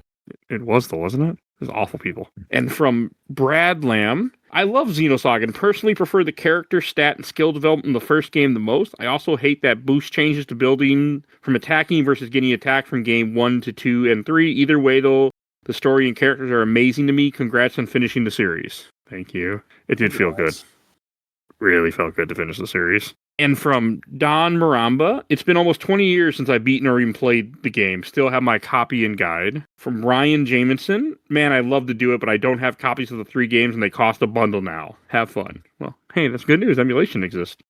I don't own these games either. I own 1. I kind of regret that I don't own all 3, but I'll never buy them, so I'm good. But it would have been cool. One day. No. I'll buy the collection. Is what it is. Yes. If they re-release these, I would pick them up on Steam on some sale at some point just to have them. That's I just want a future where the popularity of Pied Piper convinces them. I'm just saying you gotta. I mean, if you got a Switch, make yourself a Japanese account, get on there, buy yourself Pied Piper. Could you buy it on Steam right now if you try looking hard enough? You can. No, you just have to switch. You don't even have to. You just have to switch that it will show you Japanese games, and you can buy it. I mean, because I can buy it off the eShop But then you have to use your Switch. Who wants to do that? I mean, it's been hurting me that I haven't used it for this dumb game. Oh, I might just buy this just to have it.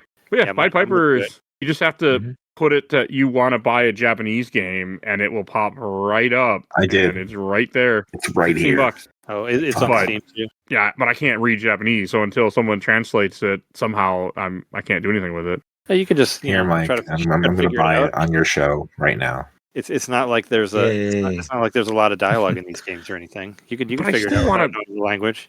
I need to read, or at least I'm not playing a game, and I mean technically, I guess we could use our phones to translate it. I'm sure there's apps I know there's apps. I'm not sure. I know there's apps. So well, yeah. I mean, you can, but it's annoying. Like I did that I've done that for other games with Google Translate, but it's not a fun way to play games with you holding your phone up the whole time at the TV. No, I'm not doing it, but I'm just saying it's possible. And then a few more from Matt Stevenson, one of the best JRPGs ever. The Xenogears reference were amazing. We really deserve to find out what happened to Mary and Xion. From Maverick Barrel, for me, Xenosaga was a roller coaster. The story through the first had me hooked. The story after the second had me questioning where it was headed and slightly disappointed that it seemed to get a similar treatment as Xenogears with a lack of budget and or time constraints. After the third one, I was incredibly disappointed with where the story went and how grand the build-up was to such a disappointing finale. For me, the character battle system in 2 still is the absolute peak of a battle system for a JRPG up to date. What the fuck did you play? Overall, I thoroughly enjoyed the experience despite my disappointment for where the game landed. I played through twice more since my initial run through and feel pretty much the same, so definitely a fun gaming experience. I just don't understand how you enjoyed that gameplay, but hey, you sure. From Kevin Michael, I hated these games because I was a fan of Xenogears. The story was real convoluted and the gameplay was terrible, and you relearned the shit you already did in the other 2 games. All right. From Eamon Johal, I have all 3 but never even attempted to play them. From Sven Morris, 3 was amazing, such a comeback after 2. I get that. But yeah. From Matthew John Betts, still have all 4 games if you call it was on PS1 first. Xenogears. From Vest Chan, I need to restart the series 2. Played episode 1 when it first came out and haven't touched it since. I did the exact same thing until I did this podcast. You got to get yourself a podcast and play through. Hey, I mean, I don't recommend it to everybody. I don't recommend anyone do what I do, but that's a different story. From Vanessa Lovely Pook, I didn't like it as much as the first 2. It felt too much like a movie and less like a video game. That said, it had one slapping soundtrack. I mean, the first one felt more like a movie than this one. I mean, this one's has a lot of movie in it. Yeah. It does. So did the first one, and the second one, or maybe the second one didn't. I can't remember. I think they're all movies. Just kind of it's a series.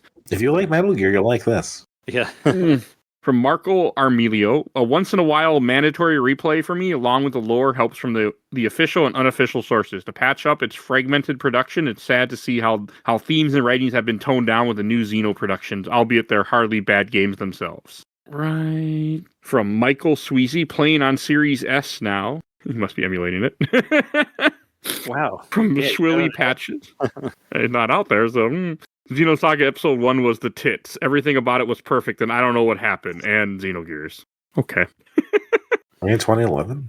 And from the last group, RPG Sanctuary. From Mediocre Owl. One of my favorite from back when I was a teenager. Loved the Augs robots and thought Cosmos was the coolest. From Mike Miranda. I hated it too, so I quit about 20 hours in. My copy of 3 is still unopened. Without spoiling anything, can you tell me if it wraps everything up in 3, or did they expect to do more games and it just leaves everything unanswered? I remember it was first announced, they said Xenogears was part 5 of the whole plan, and Xenosaga was going to lead up to it. So people did. I mean, you listen to this, it comes to conclusion. Most likely you aren't listening to this. From Nicholas Enrique, questionable. Part 3 was cut a lot, and many parts are resolved very quick when the other 2 were building up for a great arc. You're not wrong, but that's what happens. From Andrew Pettyjohn, personally, episode 1 was my favorite, but 3 was really good too. From Aaron Murray, I had 3 in the strategy guide pre-order when it came out. I've written college-level essays about these games. Enjoy the ride. Oh, yeah. I cried multiple times throughout 3.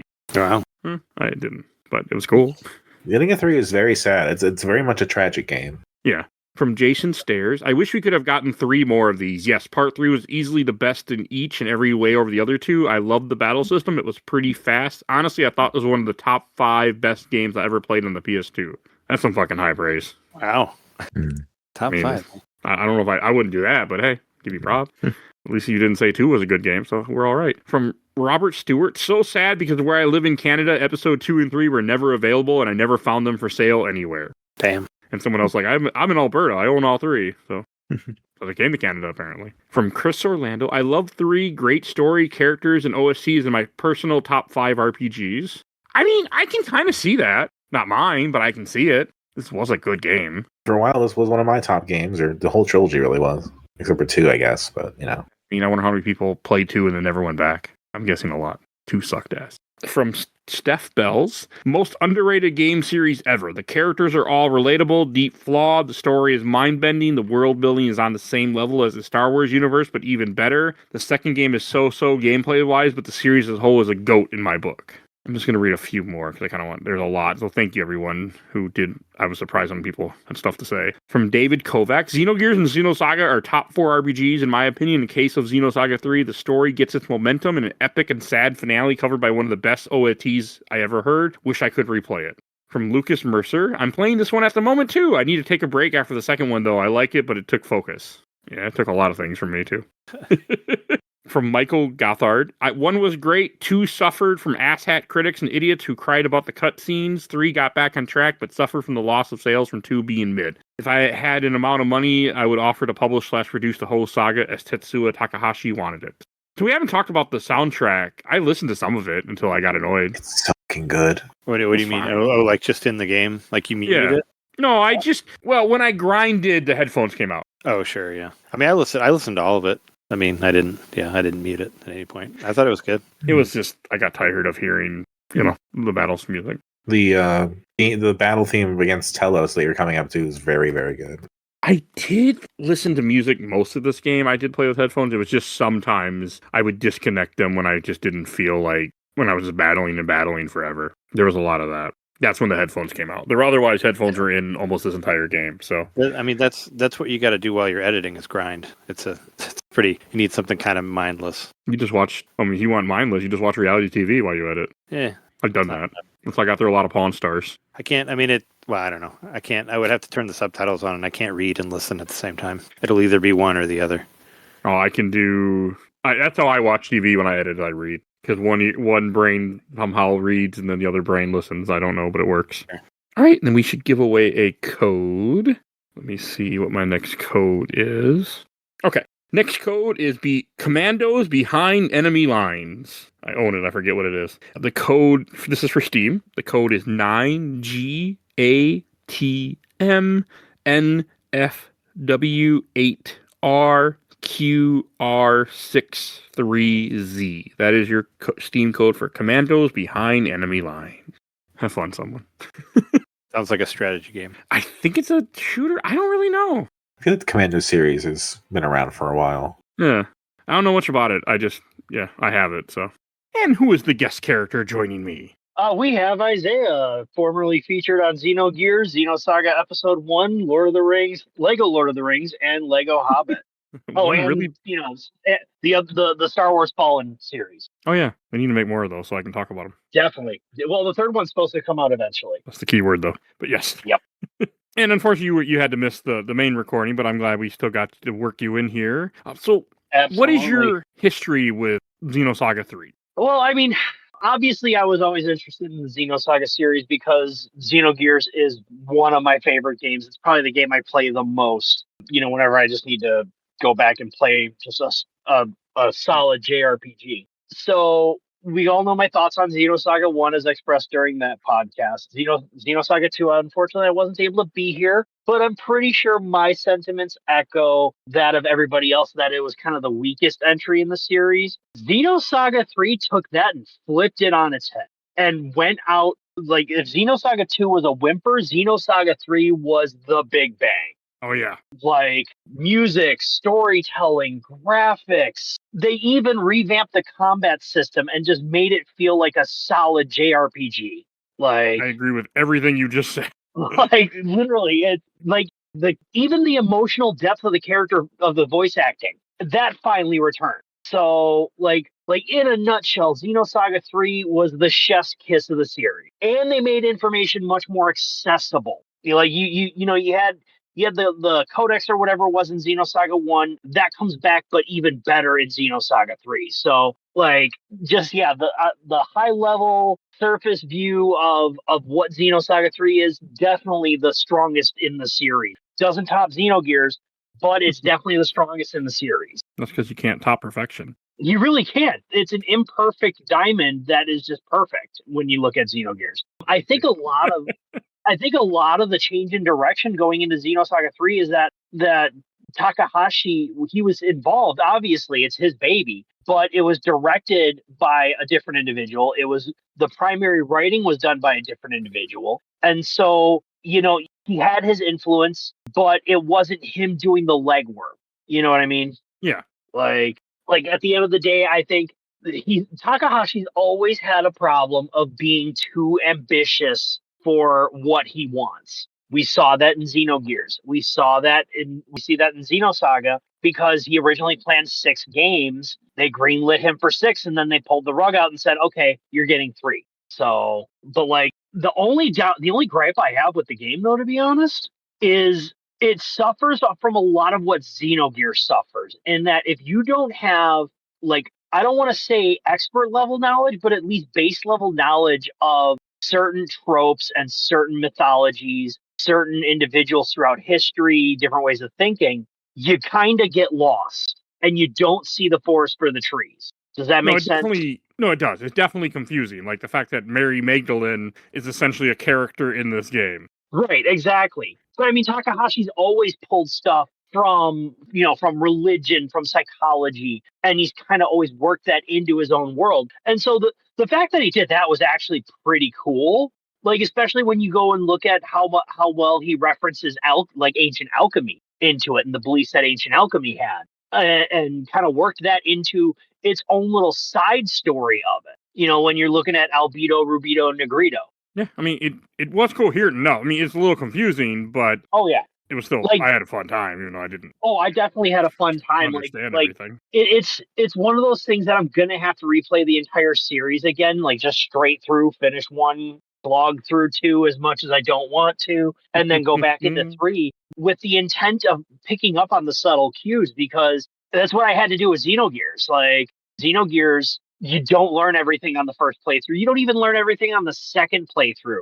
But once you kind of start seeing the subtle elements and the way that they work into the story, it really becomes that complete flawed masterpiece that we were alluding to. And I think Xenosaga 3 is kind of the same way, in that there's so much subtle detail that it's going to require at least 2 to 3 playthroughs to really grasp it all. There's a lot to this game, a lot more than I expected. There really is. I mean, you look at if you just run through at a calm pace, you're looking at 35, 40 hours of story alone, and that doesn't include the side stuff, which I'm so glad they brought back the ability to travel around places. Oh, God. I mean, I forgot to say this in the main episode, but when you go back to Durando when everybody's murdered, after 2 other games where I ran around that Durando constantly, I was like, oh man, it is sad seeing everybody dead here now.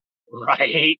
Forgot to mention that in the main one, but yeah, that kind of fucked with me a little bit. But yeah, no, being able to teleport and being able to have it was so much better than 2 and 1. It was just nice. Yeah. Like I said, it's that imperfect, it's the imperfect masterpiece to complement Xenogears. Like Xenogears still comes out on top if you were to pit the 2 against each other. But for what it was honestly the best that they could have done.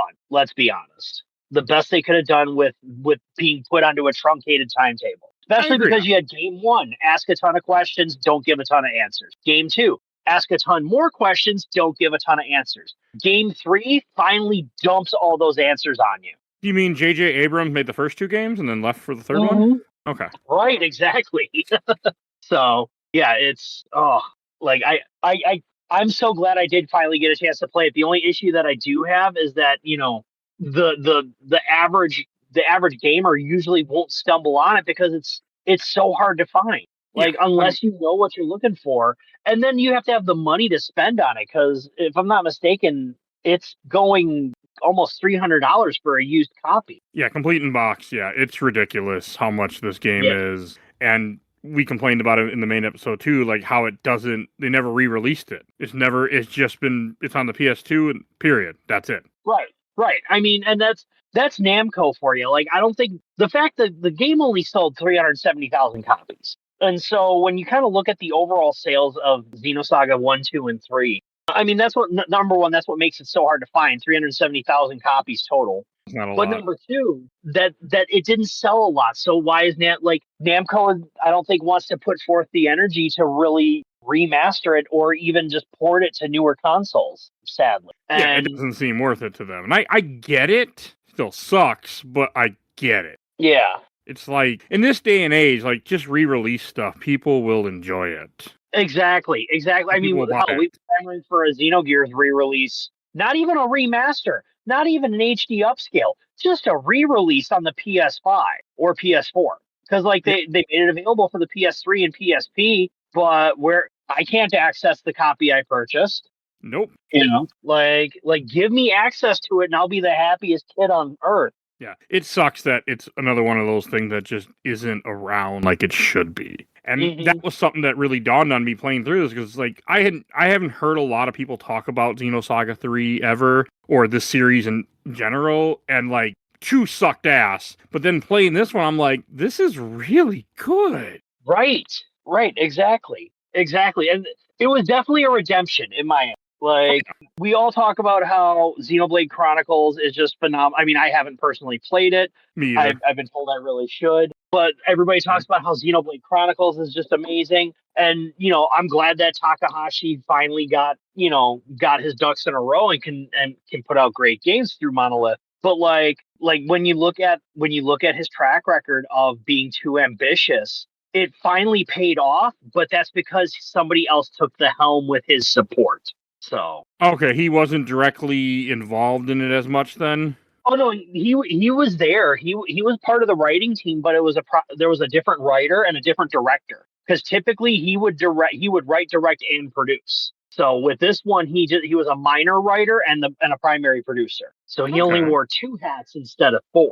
I mean, that's probably then why it's better. I mean, yeah, but he had to have a lot of trust in his team with that though too, because in the case of my job, I'm hesitant to give away certain projects because I don't know if they're going to get done right. So I can kind of see why he would want to hold on to all those responsibilities just because he has his vision. Who else can really interpret it? I get that, but it's just hard when when you're looking at corporations and this amount of money, you don't have it. You can only do so much. Right.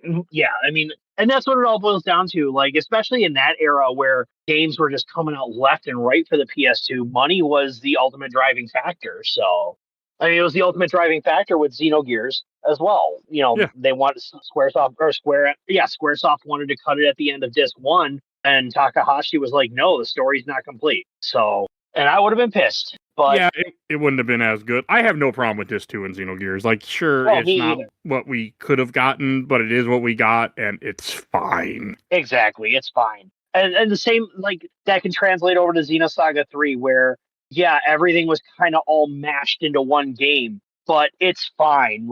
It's an enjoyable game to play. And so going through a couple of times to get all those answers isn't going to be as bad as if you had to replay Xenosaga 2 constantly. Fucking hated 2 so much. I know, right? I almost didn't want to put 3 on the show as soon as I did because I was like, man, 2 was awful, but I really wanted to wrap up the series. Mm-hmm. That's why 3, and I'm glad I did because 3 redeemed itself. 3 redeemed the whole series. Easily. 3 redeemed Takahashi, in my opinion. I think if 3 would have not been as good, I don't think he would have been he could have gone and created Monolith Soft, but then who picks him up? 3 ends up good, and what happens? Now he's one of the main they're one of the main studios for Nintendo. Because of this, so many things. I mean, Bait and Kaitos was around this time before this game came out, but that didn't do great. But it was the Xenoblade ones that blew everything out of the water, which I'm gonna tackle the first one next year for sure. That's my goal. Sounds like a plan. Just the first one. We'll see how that goes. I do have one more thing to say about Xenosaga 3, by the way. Fuck Kevin. I mean, Kevin's a piece of shit. I mean, not even everything he does in the game, but just the fact that when you find out that he knew Shion as a kid and then dated her, okay with that. Yep, okay, groomer. Yeah, I was like, this is not cool. Yeah, right. No, but just in general, fuck Kevin. It was great writing. Great writing. When I can turn around and hate a character like that, thumbs up. They did a good job, and he's in the series, but he's not in the series a whole lot until this game, but it still works well. Right, and I love that the entire lead up of the series alludes to their past relationship, but it literally just is we dated, we made Cosmos, and that's it, and then all of a sudden, bombshell. I knew you as a child. Right. Not only did I know you as a child, I'm totally manipulating you to become a god.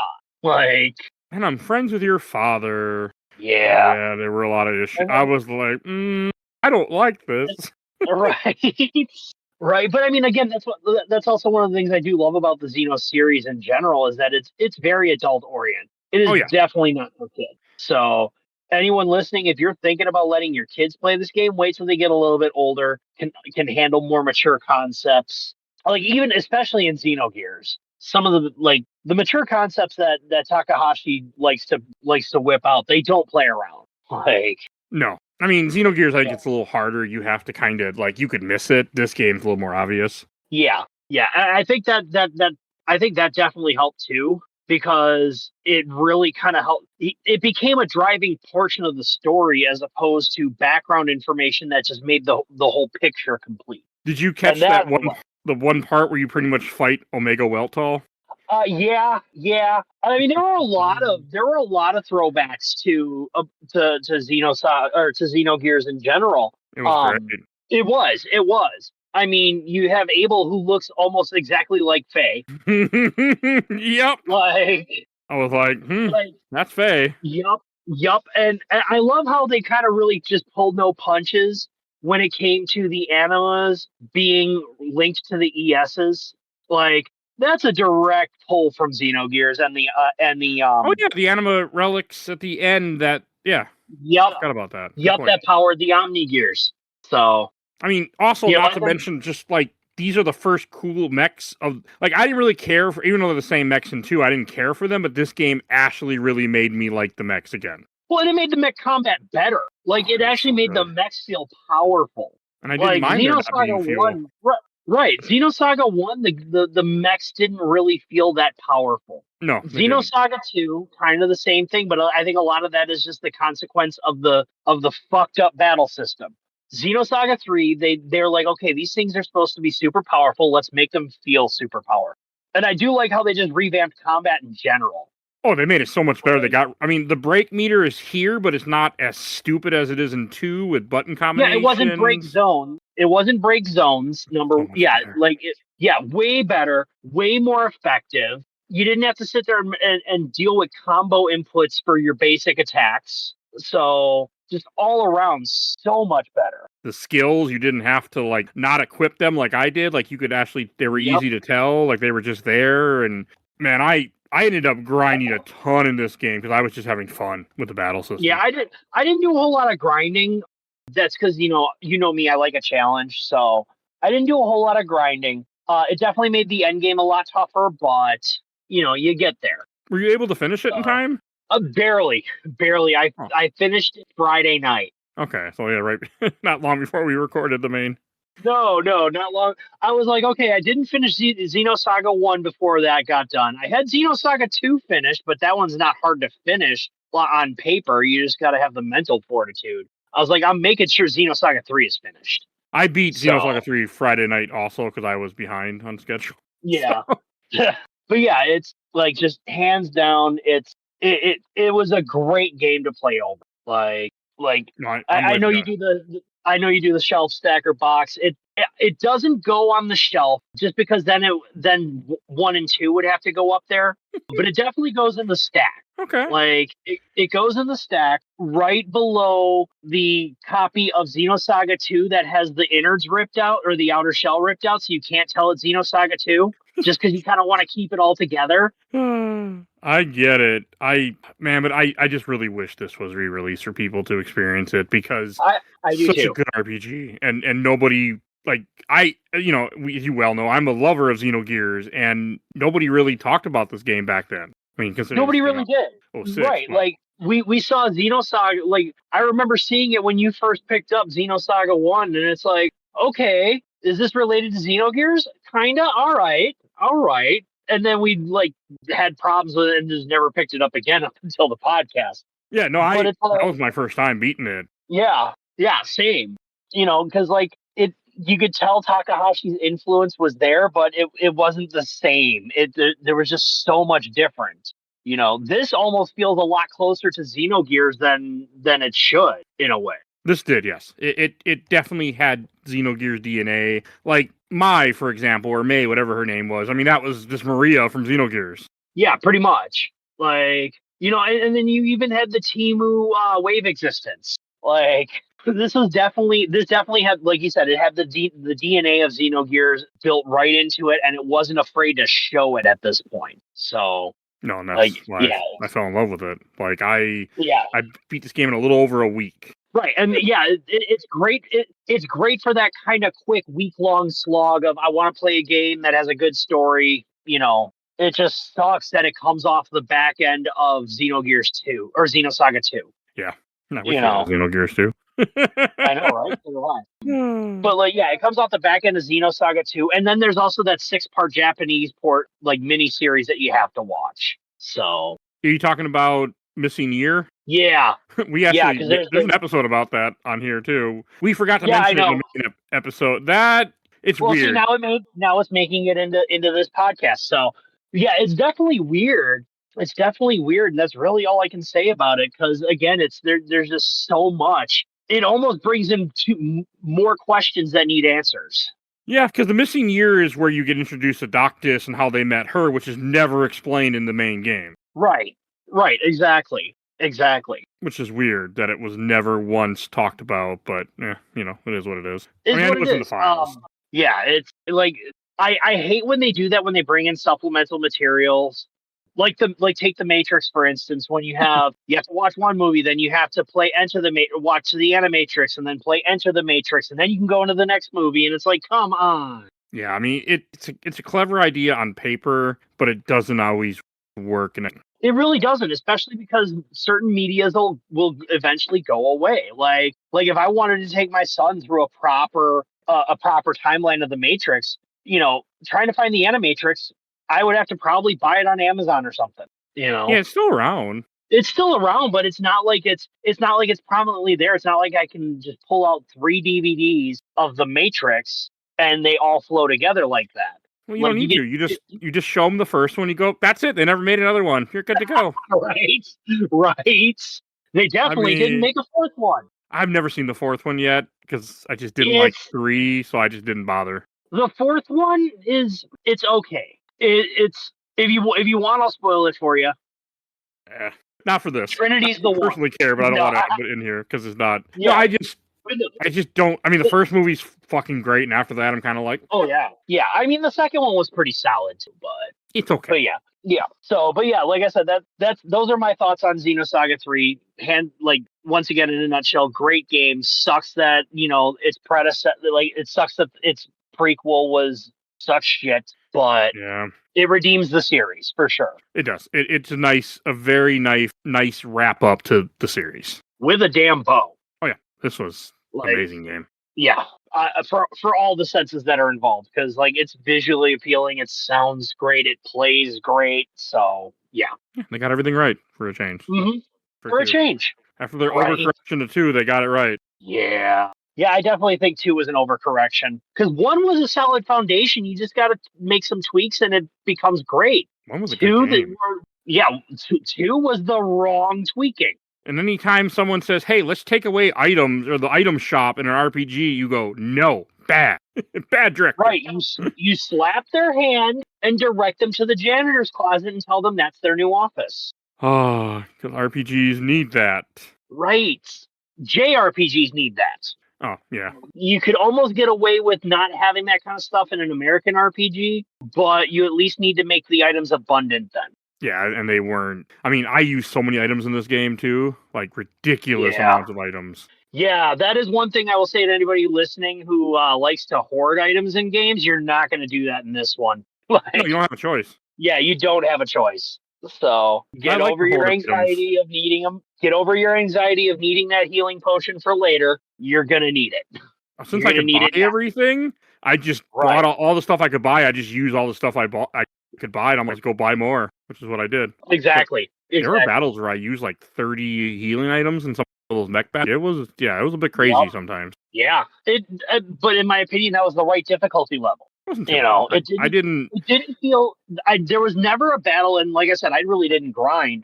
There was never a battle that I felt like I was at a losing point. It's like, okay, I gotta come. Only one I hated was Margulis, and that's because I just fucking hate Margulis in every one of these games. That's it. That was the only battle and that's just because he always has a trick to beating him, and he had one in this one too. Well, I mean, that's like the first time you fight Deus in Xenogears. There's a trick to beating him. You just got to figure it out. The problem with Xenogears is that game just lives in my head rent free. So I can never experience it in the idea, was this hard to figure out? I don't know. It's just already there. So yeah. Too much. I will someday play that game again, I'm sure. I love that game. Yep. I mean, I'll probably end up playing it in a couple of months. I usually play it like every other year around July, August. So Last time I played, the time I played it before that wasn't for the show was in 2020 when I found out, like, am I going to be working? Who knows? And I'm like, I'm starting Xenogears up. yeah, see, that's when I got into Final Fantasy 14 and then switched over to Destiny and then back to 14 with some stopovers in Star Trek Online. I've not touched an MMO since 11 days. I'm good. I can't do it again. Yeah. No, I think every so often I'm like, you can solo 11 now. I could see everything I never got to see. Right. That's too much time commitment, and I don't want to pay a monthly fee again. Then Warframe is the game for you. I'll just stick with my random games. Right. I mean, there's a fair point that if you decide to start playing Warframe, we don't see you for like 6 months. I mean, I have gotten into, like, I loved 11. I mean, yep. I really do think about, if I could play 11 without having to pay the subscription and have all the, like, the stuff that's there now, I would probably mess with it off and on. But if I'm going to pay a subscription, it's going to be the only thing I do. Yeah. Like, I will say this, like, because obviously this episode is not dedicated to Warframe. Warframe, free to play, number one. Number two, every single item is earnable in game by grinding. So, and it's a lot of fun. I don't need multiplayer games. Or MMOs. I mean, it's not technically an MMO, but yeah. So it's like back to Xenosaga 3. Like I said, I wish I could have I wish I didn't have to spend $300 on a physical copy. I would definitely own it. Like, yeah, hopefully that with the way things are now, at some point Namco will, have them republish it if they can. Right. Like, it doesn't even need to be remastered. Just put it out there, sell people the ROMs, and make it work. That's all you got to do. Right. No, Pied Piper is on Steam right now. Japanese only, but it's on Steam. The other Xenosaga spinoff. Yeah. So I mean, I just did a quick look. Bandai Namco was looking at a HD remaster in 2019 and deemed it not profitable. Those fuckers. Yeah. It failed during market analysis despite fan petitions. But I feel like Xenoblade has gotten so big since then that alone would carry some interest. Yeah, well, I mean, it might carry some interest, but that would require Nintendo to shell out for it. I mean, just having the name, I think, would carry. I mean, would carry the interest because it's Xeno. It would still have some. No, Nintendo ain't gonna do shit. I mean, they'd have to put on the cover art in big bright letters, from the makers of Xenoblade Chronicles. Oh, they would have to get permission to do that. Yep. Yeah, Nintendo wouldn't play ball because Nintendo's not like that. Well, I mean, Nintendo and Namco have generally had a solid working relationship, but it's, again, it all boils down to what's the return on investment. Yeah. So, if prior market indicators are any clue, when, the fact the game only sold 370,000 copies, that's a hell of an indication. And then you just release the ROMs. Nintendo's done it. Right. I mean, when you look at it, Xenosaga 1 sold over 1 million copies. So, I mean, that was a solid benchmark. Xenosaga 2 sold 280,000 copies, which is why they pulled the plug on the 6-game series. No, I get it. Oh, that was only in Japan. Hang on. Let's see. I know 3 is like 350 in America. 350,000. Yeah. Like, the sales just weren't there. So I get it. I just don't like it. Yeah, I don't like it either. But, if making games was free, that's what we'd all do for a living. I mean, that's why I just say release the ROM. Like, make it so it works. I guess the question is, and I don't really have the energy to look this up, is when does the trademark expire? When does the creative license expire? Oh yeah, 80 years. Because then anybody can pick it up and run with it. Hey, we can get a Xenogears horror movie. That's not how everything works when it goes to Well, I mean, the creative license for Xenogears is never going to leave Square's hands because they keep putting out figures and artwork and stuff like that. That just kind of re-ups it. Yeah, every so often I kind of think about buying some of that stuff. I don't ever really run across. There was one time they had some models, and I'm like, if these weren't models, I would buy this. Oh yeah. Like especially its version of Weltall. Like, shut up and take my money. Like, yeah, I'm with you. Like, there's a bunch that they get me. Yeah, coolest looking gear in the game. So, well, thank you for joining me, Isaiah. I'm glad that we could get your part in here. Absolutely. Thank you for having me. All right, and stay tuned for the rest of our rankings. So like I said, we should go to Shelf Stacker Box. And Kyle, why don't you lead us in? Yeah, so I'm kind of 50-50 on this one. I like the game. I think it's a good ending. Is it my favorite RPG on the PS2? No. Is it my favorite RPG on the PS2 that year? Also no. But I do appreciate it for what it is. It's a game if you have, you should probably put it on the shelf. So I'm going to move it up to shelf level. It's a fun time. I think if you play the first one, you should at least play this. Even if you skip 2 and just like watch what happens in between, that's fair. But it's good to get the whole story. I'm glad they wrapped it up. The religious stuff is a little heavy-handed for me, and it doesn't always hit the mark in the right way, but I think they did a good job of bringing like a religion and math mesh together that they showed here for us. So yeah, I'll put it on the shelf. I did not have it on my bingo card for you to bring up geometry and make me think about geometry for the first time since high school. He's the guy who made up the waves in arc sine and cosine. I hated geometry, by the way. I passed with a D.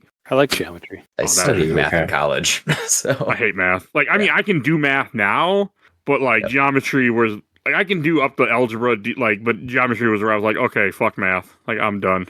Yeah, I went chemistry, math, history, Latin. That was my college. That was like the only thing I was good at was in high school was that. I was in honors or whatever for that. But once I got to like trigonometry and all that shit and calculus, I didn't like it anymore. But geometry was fun. I never went that far. Geometry was the last required class I had to take for math, and I was fucking done. I was like, that was the end of it for me. I was like, all right, we're never doing this again. I also went to college, unfortunately. I had a kid instead, so too early. And Trey. Oh, I mean, I think I would shelf it. It's definitely my favorite out of the ones that I played for the show, which is all of them. But out of the 3, I think I like the third one the best. You know, I tried real hard to get through it, and hopefully I still will at some point. But it's definitely as out of the 3, that's the one that I think is, like I said, is the most approachable and overly just more enjoyable to play. I hope you do finish it. I do too. Yeah, I will. Yeah, not tonight, but sometime. No, I don't want you to finish it tonight. I just want you to beat it. That's all. Just so you can be like, hey, I beat it. I want to at least I'll do go next. the Haycock stuff. The rest of that.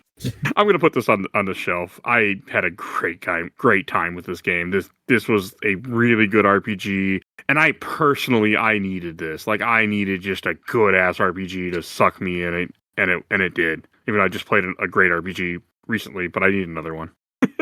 What, Dragon Quest 2? Yeah, that was fucking awesome, by the way. I don't know if that episode will be up yet, but that game is fucking awesome. Did you play 1 also on that game? Yeah. By the way? Because, yeah, they're great. I mean, I beat 1, and I didn't beat 2 all the way, but I loved the way they redid 1. Oh, that I thought you were talking about remake. Sweet Coding. That was a ton of fun. No, Dragon Quest 2 was more recent for me. But that also was great. I mean, I'm just in an RPG mood this year. Yeah. Did you get all your Stars of Destiny? I did, actually. Nice. I have those I will games, be but I only for 2 played also. I got the re-releases, but only played a little bit of 1. One is a great game. I don't care what anybody says. That game is amazing. Dominic, where would you put this? Well, I would so shelf this. I was just reflecting on scenes I liked. I really like the scene where Margulis is like praying to like the voice, the person that runs Ormus, and Wilhelm and he's trying to tell him, "Hey, move on. It's not that deep." And after a while, he just says, "Had it," and he just comes down and he's like, "It's me, surprise! I'm the head of Ormus and also Vector, and that means I also run Hyams, Vector's biggest competitor. It's all a fucking conspiracy, baby." I didn't hear where you ranked this. You broke up for a second. Oh, I would shelf it. Okay, which is what this game deserves. Man, I really do hope that they find a way to re-release these, because I just keep hoping. Never know. For 10 years at least. 15, really. I mean, it's possible. I mean, we got other stuff we never thought we'd get. So, We got Pied Piper. Somewhat. I mean, enough that you were able to buy it, but... Yes. I don't know. I'll wait until someone translates it, and then I will pick it up. I'm at least going to look at it after this. I'm going to go look it up on the eShop. Yeah.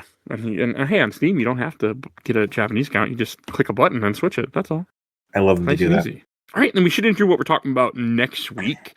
Next week, you can hear us talk about El Shaddai Ascension of the Metacron. I'll be there too. I'm doing weird-ass games this year. I think that game's on Switch now, too. I played the Switch version. It's pretty good. Just released, yeah, they re-released it like not that long ago. That's not the version I will be playing. I'll be playing it on Steam Deck. I'm hoping that one also has the book in it that explains what the sequel would have been. Oh, yeah, we never did get a sequel. So, yeah, that'll be next week's episode. So, be excited for that. And then we should go to plugs. And Kyle, where can people find you at? Yeah, you can find me at therpgshow.com, also on Blue Sky and Facebook. We have an Amazon affiliate. Nobody uses it, don't worry about it. And a Discord. We recently did Romancing Saga 2, the new one, Revenge of the Seven, and we are doing the Lunar remakes coming up. So it should be a good couple of shows. I had a great time with that remake. Because I always had a hard time getting into the Saga games, but that's the one I played the most out of all of them. Because I best way to play it. Kind of understood it or thought I did. I got the Switch 2 version too, which looks nice. Same, yeah, it's great. Cool. That was a cool game. I've never played any of those Saga games. I had tried many a time, so that was the one I felt like I understood the most. I didn't beat it, but I played it like for 30 hours or so, which is longer than any of the other ones. It's not bad. And Dominic. I am on the Dissonant Waves podcast. We're a fun YouTube music podcast. Check us out. I'm also in the Old Facebook group, and you can find me on Blue Sky at DACICHOCKI.bsky.social. Trey. Hi, I'm Trey from Nintendo Main Podcast. You can find me at NintendoMainPodcast.com. We have a Patreon also, patreon.com/Nintendo Main Podcast. We talk about a lot of Nintendo stuff. Obviously, we talk about news, but we kind of go. We get interviews from independent developers and various people from other podcasts. And Mike and Dominic have both been on there, so it's a good time. You should listen to it. Go say hello. Mike was there for our 500th episode. That wasn't that long ago. No, it wasn't. That was good. That was a few months. It was like December, right? Yeah, it was. Well, I guess it was. Yeah, it's the end of last year. But hey, you're my dentist show. Every time I go to the dentist, I always put on Nintendo Main. Every time. Hopefully, you're not under the knife for that long. I know our podcasts are a little bit long. But thankfully, no. But that's why I like that they're long, because I have had some long interaction with the dentist, unfortunately, and you want something that just never ends. So it's nice to have a 2-hour podcast when you're just stuck there. Yeah. Take your mind away from all the terrible things that are happening to you that are good for you. So. Said if you're the dentist, listen to this episode too. And you can find me on all those other things too. Any sort of social media. If you just Google it, you'll find Nintendo Main. We're all over the place. Yes, and there will be a link in the show notes.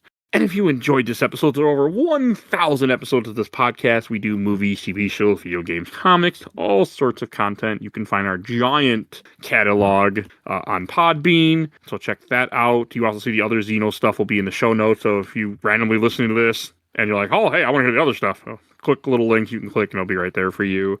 Also, if you want to support the show, we do have a Patreon, a little darling vote in our Patreon poll. We have 1 to 2 polls a month, currently 2 polls. And if you donate $10 or more, I'll plug your podcast or YouTube every episode I make during that month. And those plugs never go away, like these lovely people. Phoebe Stanton, the Let's Play Princess on YouTube and Twitch. And check out her podcast, Nerd to Broadcast. And check out Zach's show, absolutely the best podcast of work in progress. They talk about the MCU movies, and they're currently doing the Alien Predator franchise. And then there's also A Gamer Looks at 40 of Bill Tucker and his new podcast, Carrying My Cross. And make sure you want to give a shout out to my awesome intro and outro courtesy of Helena at Hell Has Free. Follow her on TikTok and Instagram. And please join our Discord. If you want to be in the show, you want to suggest things for the show, join the Discord. Always happy to have new people join us. And you'll see a link in the show notes. And then last thing, please follow us on Facebook, Instagram, Threads, Blue Sky, YouTube, audio only, and rate and reviews ever get your podcast. I think that's everything I need to say. So we will see you guys all next time. Bye, everybody. Sayonara, baby. I bought flowers for your funeral. Or what does he say in the second one? Junior.